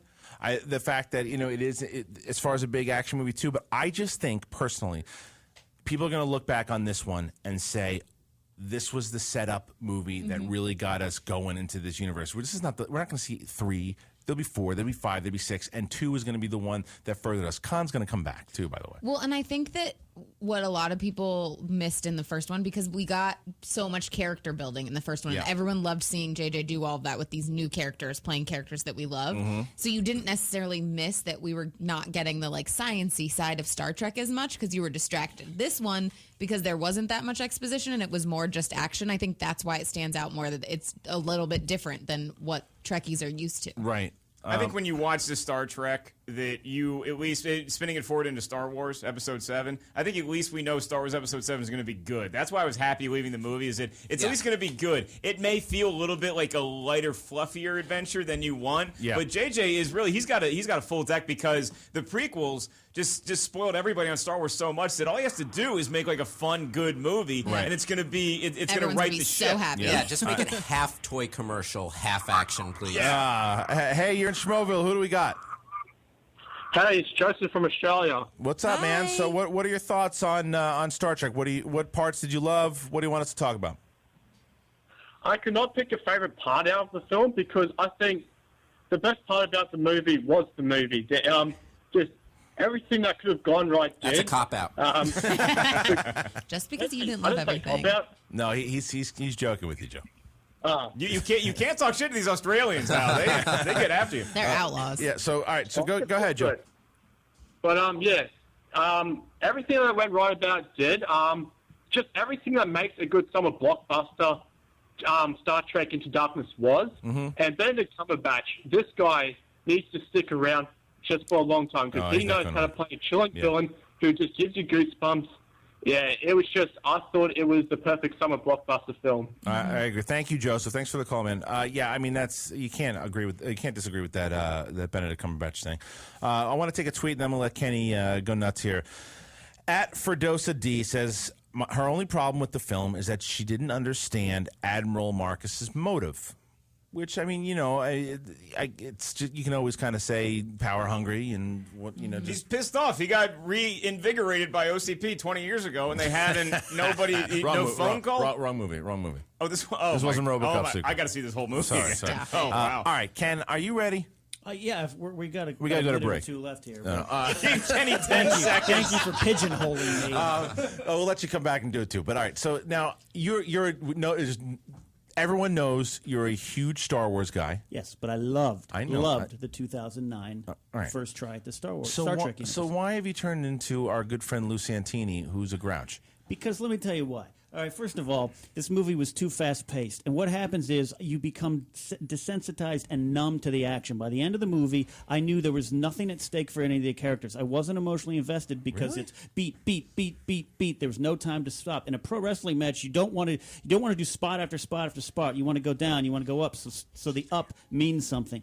There was no down. There was very little down. Now, there was great things about the movie. Cumberbatch was great. Though I will say Abrams clearly took everyone making fun of his lens flares and was like, oh, yeah? This movie's going to be nothing but lens flares. There was a lot. A little bit much on that. I'm so numb to him. I didn't even notice In the first movie, I didn't notice him. When I heard all these jokes, I'm like, what are people doing? Now, it felt like, when people do too many filters on Instagram, and you're like, can you just dial it back 2 months? Everyone's flying through stars. They're flying through a galaxy full of stars. But anytime on the bridge, people had Casio watches for no reason, just so they could lens flare. Second thing there's a lot of suns, There's a trait in big blockbuster movies for the last 3 years Avengers where the heroes are stupider than the villains, and Cumberbatch was in control all the way. Lost. You can't root for heroes that are just going around on dumb luck trying to solve things, and the villains controlling things. They figured it out. All They beat these him. guys getting Kirk is captured. the everyman. Yeah. I agreed with the Admiral when he's like, "You're just a crazy dude who gets lucky." So you can't root for guys who are just stupid. Where's your butter and honey toast, That's old man? been Kirk from day one, Batman, Avengers, and now this. The villain's like, I'm going to do this. I'm going to get captured. 007. And the Spock scene, you don't have a hero at this key moment in the movie go, let me tag out and call a helpline and have the guy tell me exactly what I need I think to do. I think Hans Gruber had a lot of his stuff go right in Die Hard. You know, they just kind of they ended up turning off the power so we could get into the vault. Before we go to break here, real quick, Agreed. we go to break, and when we come back, you can go bananas too. But JTI, throw your thoughts in there right now. You heard what Ken said. Yeah. What do you got? I gotta disagree with Ken on most points there. I love the movie. I've written 11 scripts. What have you written?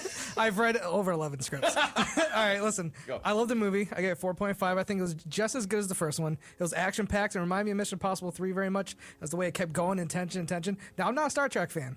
I have no history with it. I don't go to Star Trek for Dark Knight. I don't go for a deep story. I go to be entertained for 2 hours. And I never had that with Star Wars. Or, I'm sorry, Star Trek. I had it with Star Wars.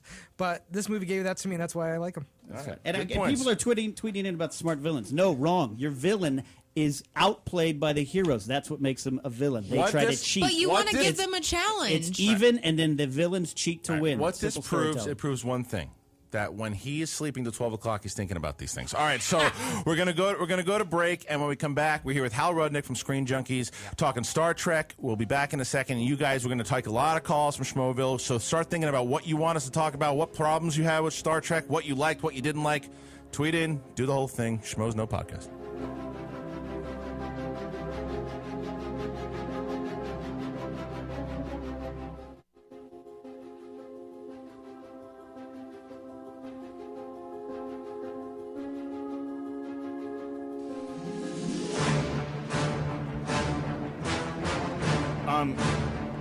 Can I guess what this is before Hal gets to guess? Sure. Star Trek Into Darkness. I don't know. Damn it! I think it's from the original Star Trek.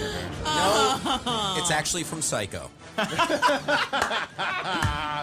it's the Schmoes Know Podcast. We're talking Star Trek Into Darkness. We are joined by Hal Rudnick from Screen Junkies, Tiffany Smith, Mark Ellis, the whole crew here. Ken Knapsack was going nuts on. Well, where's JTI? Is that here yet? All right.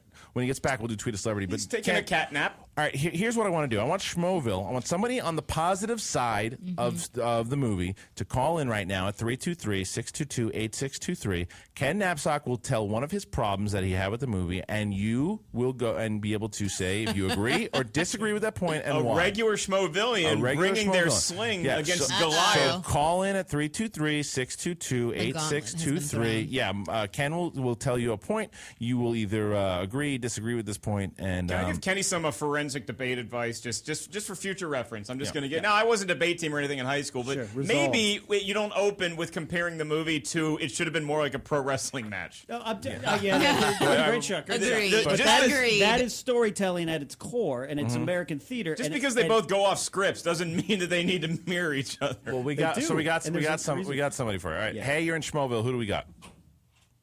You got Robert. Okay, Robert. So, Robert, Kenny's going to you're on the positive side of Star Trek, right? Yeah. Okay. Ken Wait. Let Ken's stupid. Robert, where do you hail from?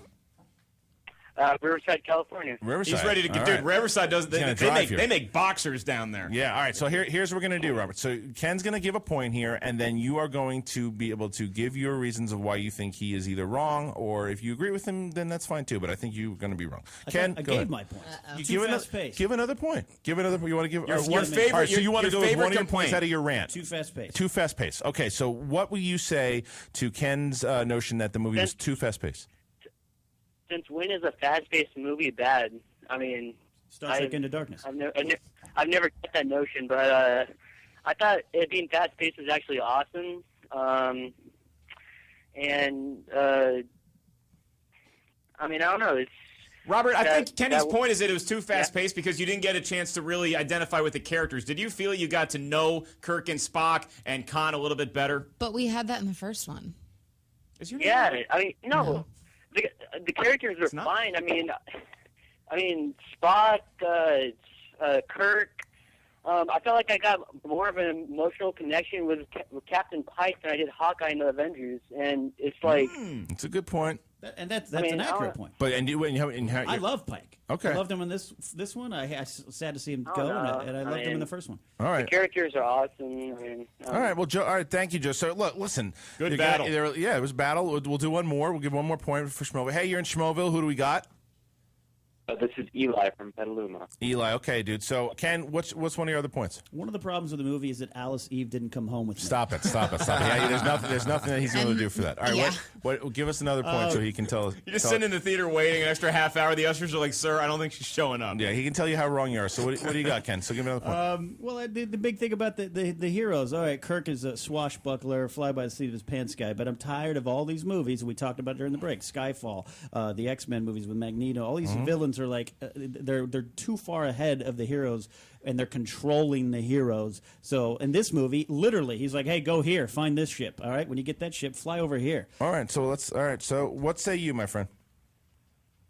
Well, that's kind of the nature of the character. He's supposed to be superior because he's, genetically altered to be a better soldier. Mm-hmm. And boom. Boom, that's right.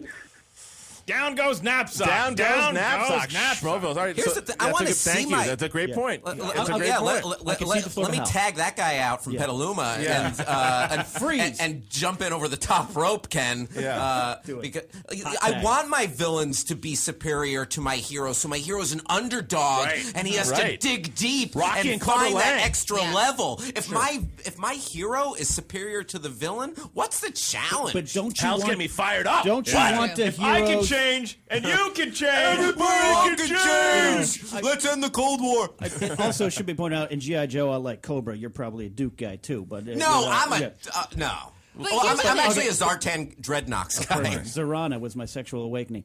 It's just my point to that is, but true, absolutely. The hero should be the underdog. The hero should chase the champion, but the hero should also make choices and have decisions that affect the outcome. Not have it kind of handed out to him. Not have it be dumb luck, or not have old Spock come and tell you how to do it. I'll give you that. Two things, though. I feel like one, this is what Kirk has been like for the whole time we've known him. I feel like on the TV show, he even accidentally happened into things. He always was getting them into trouble. Is he like the Kramer of Interstellar Travel? He just falls backwards into victory? Kind of. He kind of gets away with everything because of his charm and luck. I mean, and along the lines of with villains, I feel like you want a villain that really feels like they could beat your hero. Otherwise, what's the point? Absolutely.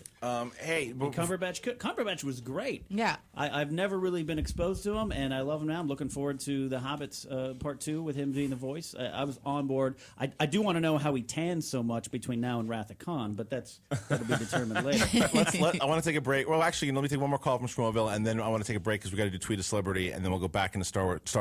Say that's where my brain is. All right, hey, you're in Schmoeville. Who do we got? Hey, it's John from Miami. Hey, John, what's up, dude? So, John, what do you got for us? Well, I love the Star Trek movie. Yeah. The only thing I didn't get was, Peter Weller's plan. What was it? Because... Start a war. He, I guess Admiral Marcus? Yeah. He orders Khan to shoot up, the meeting full of all the other admirals. Yeah.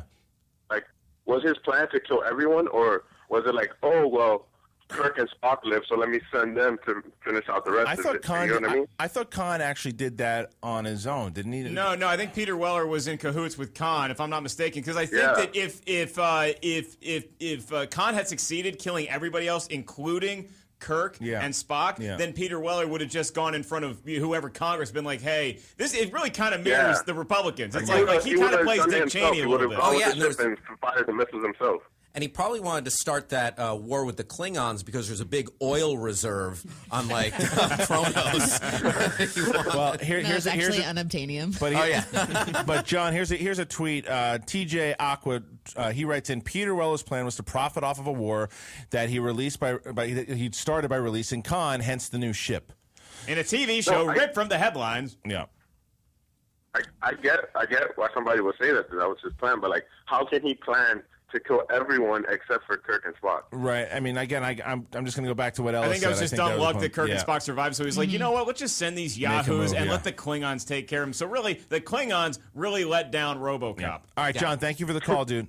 All right, so let's take a break real quick from Star Trek, and let's do. We're not leaving. No, we're not leaving. We're gonna we're gonna play. Tweet us already. You ready, Johnny? We live in a world where every random thought counts, and even powerful people have a Twitter account. It's time to tweet a celebrity. Every time I hear that, I'm like, how did that come out of my voice? I'm really impressed. You were with good. myself. I was impressed watching it. Now, again, if mine gets taken out, I'm changing it out. I'm gonna, If we authorize this. If Yes, you yours authorize gets picked again. Yeah, I no, feel like this is week number 25. I have my Ken Napzok rebuttal ready. Hal Rudnick is going to pick it out of the satchel. I am not going to. I never pick it out, so I'm not cheating. Hal, go ahead. Remember who your friends are on this podcast. Hey, I don't. My hand is in control here. All right. What As it is. It's his left hand. There we go. Walter White himself. That was not me. Okay, Brian good. Cranston. Brian Cranston. All right. That's a good one. This is nice. This is the second time Brian Cranston has been tweeted, so we'll see if this time Let's it just works. do it to Brian Cranston every week. My name is Walter White, and I will be appearing on the Schmoes Know Podcast. All right, so let's now you guys, as you're tweeting to Walter White, Brian Cranston, tell him to come on and make sure again and hashtag it Schmoes Know Podcast, so we get get the word out there. We'll start trending, as the high schoolers call it. That's right. Yeah. Can I pose a question about Star Trek? Yeah. Do you think there's any issue in the fact that they cast an extremely waspy actor in a role that was previously a person of color? Which wait. Cumberbatch as Khan. Right. Okay. Where it was formerly Ricardo Montalban. Oh, right. I mean, I guess that's a matter of. I like that your voice just dropped like a couple of octaves. Well, here's a question. Just to say that name. Now, Joe is our only Trekkie in here. So let me ask you, Joe. Come here. So Joe's a Trekkie and our race relations expert. Well, no. But so first, before I try to answer that, is Khan clearly just made up for movies, or was he in like comics, or was he made up in the TV show? Like where did he come from? He was on the original series episode entitled Space Seed. Holy shit. Where he was then abandoned on Ceti Alpha 5. Wow. And what race was he? Deep cuts. He's a human. I mean, they're just what race super. Genetically altered. Was he white? The first time he showed Well, up? he was Ricardo Montalban. Color. He was the same actor from. Yeah, Montalban played him on the TV show too. Okay. All right. Well, there you go. So Where's Ricardo Montalban from? Corinthia? Riverside. He's from Riverside. Yeah. IMDb. Hello. Yeah. Oh wow. Okay. I feel like being one of the only ethnic people. Tiffany, as a woman of color. Yeah. I don't have a problem with changing the race of a character. Wait. I got to cut you off real quick. So Oh my God. There's a couple. Cut off the woman of color. Well, there's a couple tweets. Somebody. It's been happening for hundreds of thousands of years. Guys, don't actually tweet Walter White. Tweet Brian Cranston. I'm sorry I wasn't clear about that. But Brian Cranston. Jesse while you're at it. Sorry, Tiffany. Go ahead. Hashtag Blue Myth. So I was just saying that I Hal? feel like. Oh, sorry. I'm kidding. Get back here. Oh, no. I want to hear what the ethnic girl has to say. How about all of you white people say what you feel first? Yeah, that's true. Did somebody just scream? That was great. I'll open with, I think the main reason is that Benedict Cumberbatch himself is just such a hot property. I don't think they're like, hey, we got to get a white British dude in here. I think Benedict Cumberbatch, everybody knew he was ready to pop. I think they knew he was going to add some extra credence to the film. It was going to get a little more people in the theater than would have come otherwise. And so I think that's why they did it. I think they were like, oh, okay, we got John Cho, we got Saldana. Enough with the United Colors of Benetton up in here, you know what I'm saying? All right. Hey, you're in Schmoville. I want to hear Tiffany's thoughts on this at some point. We were going to. She decided she wanted to run out. Hey, you're in Schmoville. Hey, guys. This is Alex. Hey, Alex. What's up, brother? What do you got, man? Okay, my favorite scene in Star Trek was after Khan kills Peter Weller, which was incredibly disturbing to watch in the first place. The head crush. disturbing to watch. They didn't show it. But that's they didn't show it. I'm going to agree with the caller here, Hal, because that was the thing. I liked that they didn't have to show it, and it was still menacing. Yeah. The fact that you know that his head's getting crushed. You don't need to see it. You know, don't show me this Eli Roth shit to where I got to see a head explode to make me go, oh, his head's crushed. I think we could have split the difference a little bit there. But you knew it. I'm sorry. Go ahead, dude. Yeah. But I love the banter between Spock and Khan after he kills him. Where he's like, "What if I do this?" And he's like, "Well, I'm gonna cut off your oxygen and I'll walk over your cold corpses." Right. And then he sends Kirk back in that line. And to Ken's point about the villain being smarter, I liked that because, like, if you think of all the other amazing, hero versus villain things, the villain is in the beginning better than the hero, and the hero overcomes all odds. Hans Booby never do. That's right, Ken. How do you combat that? I mean, it's just that's not how you build characters. Hans Gruber. That's not. So they did it wrong in Die Hard. They did it wrong in Die Hard. Bruce Willis made choices and made decisions to overcome that. But that was his point. His point was the fact that Khan was outsmarting them at the very end. That's what they had to do. He lost. He didn't end by saying Khan won. The fucker was frozen, and at the end of the movie, they took off. So his point is the fact that, again, using the Die Hard thing, yes, Bruce Willis had to take time and figure out how to beat the smarter villain as they did in Star Trek. It wasn't total dumb luck, the reason why Kirk and the gang won, but there is a little bit of that. Like, I had a problem a little bit with the last Harry Potter because I feel like Voldemort just didn't have his A game. I feel like Voldemort just showed up and he just didn't get enough sleep, or he didn't have a Gatorade cooler or something. Right. 99 times out of 100, Voldemort wins that fight easily, going away, and I think that's the same thing with Cumberbatch. I think he probably defeats these guys most days, but I'm fine. Yeah. And if you want a dumber villain, watch some old James Bond where the villain is like, "Let me tell you my entire plan." Yeah, right. I have them on VHS. So Tiffany, yes, of course, please. Fill our quota. I know, that's why you guys brought me into the podcast, let's be honest. I'm a lady. Anyway. So I feel like a lot of times in films, it doesn't make a difference if it's not crucial to the character. Like, the only times I don't like it is, say, in Fantastic Four when they bring Jessica Alba in and they're like, oh, but she's blonde in the comics and has blue eyes, so let's make her look that way. Right. And So it's why weird change and it? awkward. Why Right. change it? Mhm. In this case, I'm like, that doesn't play into it. He's human and is superhuman because he's been genetically altered, whatever. It doesn't make a difference to me, I don't think. So you don't want to see Michael B. Jordan if he's cast as Flash with red hair? No? Okay. No. No, all right. That works. I think that, I mean, look, I didn't mind that they changed that. And again, going with what Hal said too, I think that it's very diverse all the way around. J.J. Abrams cast, things aren't going to be cast the same way. It's just not. They can switch it up. Now let's talk about something that we haven't talked about that much. We mentioned it briefly. How confident, and Ken, we'll let you start here. How confident are you with J.J. Abrams now directing Star Wars Episode 7? Less. But it's Really? not Why? that- He didn't write the movie. Yeah, so he should have picked out these problems and directed it better. All right. So, I I'm love worried. Angry Ken. I love Angry I'm Ken. worried that now Episode 7 is just going to be a bunch of cheesy callbacks to the things we loved. I'd rather just them tell a great story. Now, I have faith in Michael Arndt as the writer. It's a different setup. Look, I like 2009. I was thrilled when Abrams got announced for Episode 7 because I love the 2009 Star Trek. That shocks me that you say that, because all I got to say to you, no matter what you get, and we said this, you and I said this together, no matter what you get in 2015, if you have any problems with it, I want you to go into your car, bring your computer, and throw in the Phantom Menace. That's all I want you to do. Wizard. That's all I want you to do. So everybody else here, let's take one call from Schmoeville, see how they're feeling about Episode 7, and then everybody here, and then we'll get everyone chiming in. Hey, you're in Schmoeville. Who do we got? Hey, it's Ronnie. Hey, dude. So what are your thoughts now on J.J. Abrams directing Episode 7 after seeing Into Darkness? All the other J.J. Abrams movies, I always thought were just kind of okay, but I really liked Into Darkness, and I think Star Wars, those are like my favorite movies. So, Star Wars 7 is going to be great, probably. Okay, so all right. Looks like, thank you for the call, dude. So it looks like we're in good hands. Mark, how are you feeling about it?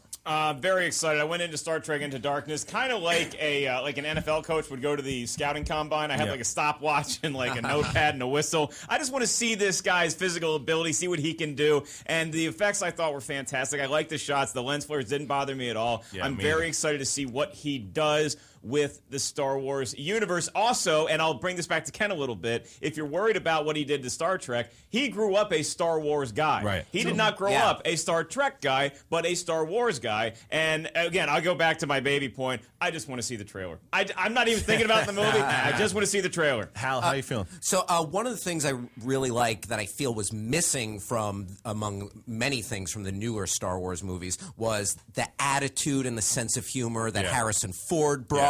And there was some adult fun as well as the childlike imagination of it. I feel like J.J. Abrams, with the interplay between Spock and Kirk, with just the humor that he infused into it, I really appreciated that aspect. I miss the I characters. think he'll take that. Yeah, I miss characters. Yes, in characters. Star Wars. Just meeting And people not who are makeup. fun to watch, rather than a goddamn toy commercial. Yeah, Melissa.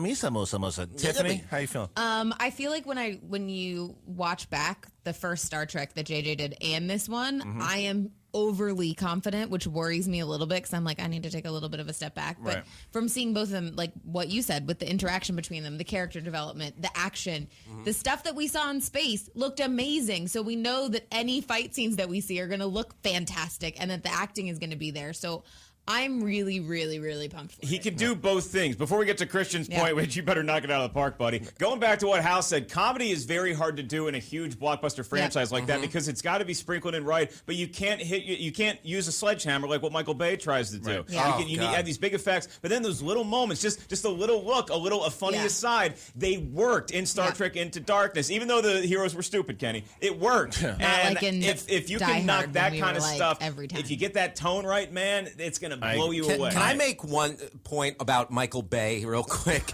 Pain and Gain in the right hands, that could have been like a 90s Boogie Nights, a 90s Goodfellas. Yeah. But it was, the comedy was such misfire. Dude, you're same page. What I was going to say with episode 7 is just the fact that you're just gonna get something that we haven't had before. Just it's that raw emotion again, and you're going to see again, like you said.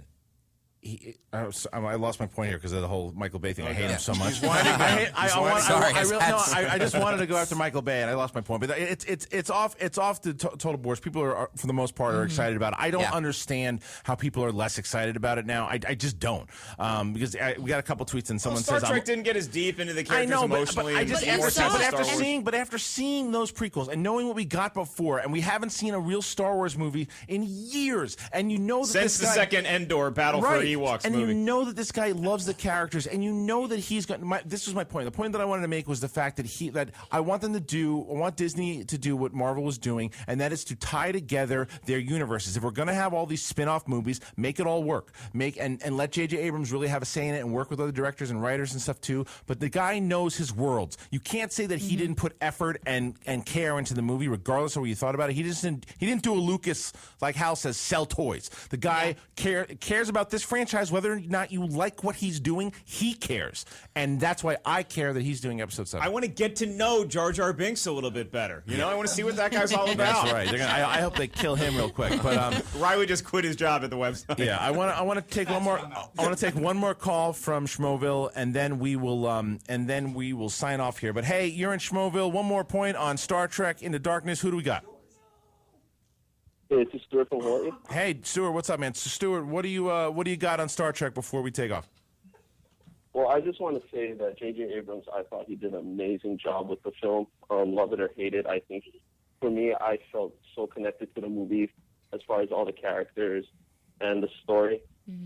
I just wanted to ask you guys your opinion. Yeah, we have our Cumberbatches and our Pines and all that. I was wondering, what did you guys think of like Simon Pegg and John Cho? Because I thought they were so good. It's a great point. As so good. We didn't even talk about them.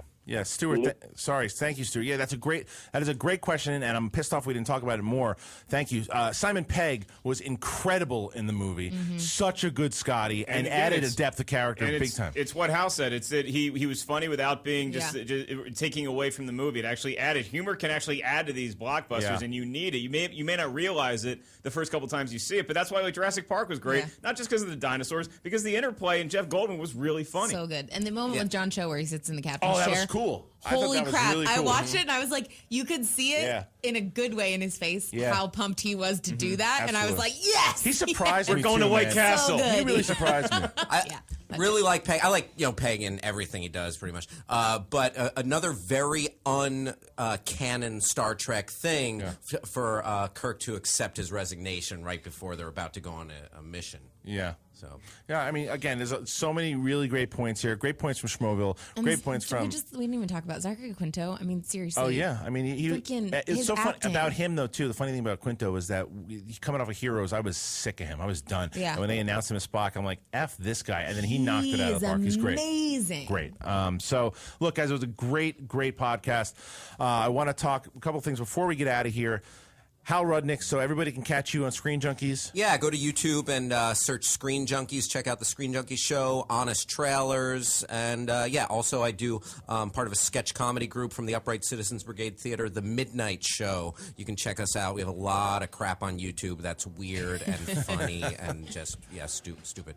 Tiffany tweets, and we'll have Stack Saturday. And a couple weeks ago, I actually reviewed Countdown to Darkness, which is the prequel to Star Trek, the film that Roberto Orci, who produced Star Trek, worked on too. So definitely check that one out. Stacked is coming up. We got a whole bunch of stuff. Stacked this week. We got some good stuff. All right, and Ken Knapsack, the angriest man in Schmoville right now. It was kind of fun to play this. It was fun. It was good. Now, Ken, one thing you make a good con. He's going to be best friends with Finstock now. What also Ken does, he makes a great podcast host. I've been actually listening to the Knapsack Files on iTunes. I have been. They're really good. Apparently, you have to have pink hair to be a guest, but hopefully I can get on there sooner or later. You guys really should check out the Knapsack Files on iTunes at Cospan as well. And then Mark Ellis, my cohort here. Yeah. I'm dead serious here. Yeah. I wish you the best of luck tomorrow, my friend. Thank you. Schmoville's been very kind. I'm not going to harp on it this weekend, but at Ellis5150, I'll tweet one pre-op picture and one post-op picture. If I die, I'll have my mom take a picture of my corpse and I'll tweet it out. Yes, we'll make sure that everyone wishes you luck. And then also at Hal Rudnick. And guys, don't forget the Schmoes Know website. If you haven't checked it out, I'm telling you, Mark Riley is really kicking ass. We're not just blowing smoke up your ass here. He does a whole lot of news that just refresh. He's getting it up before a lot of the really, really big sites. Hope to become one. Check it out. What are you laughing at? That's what she said.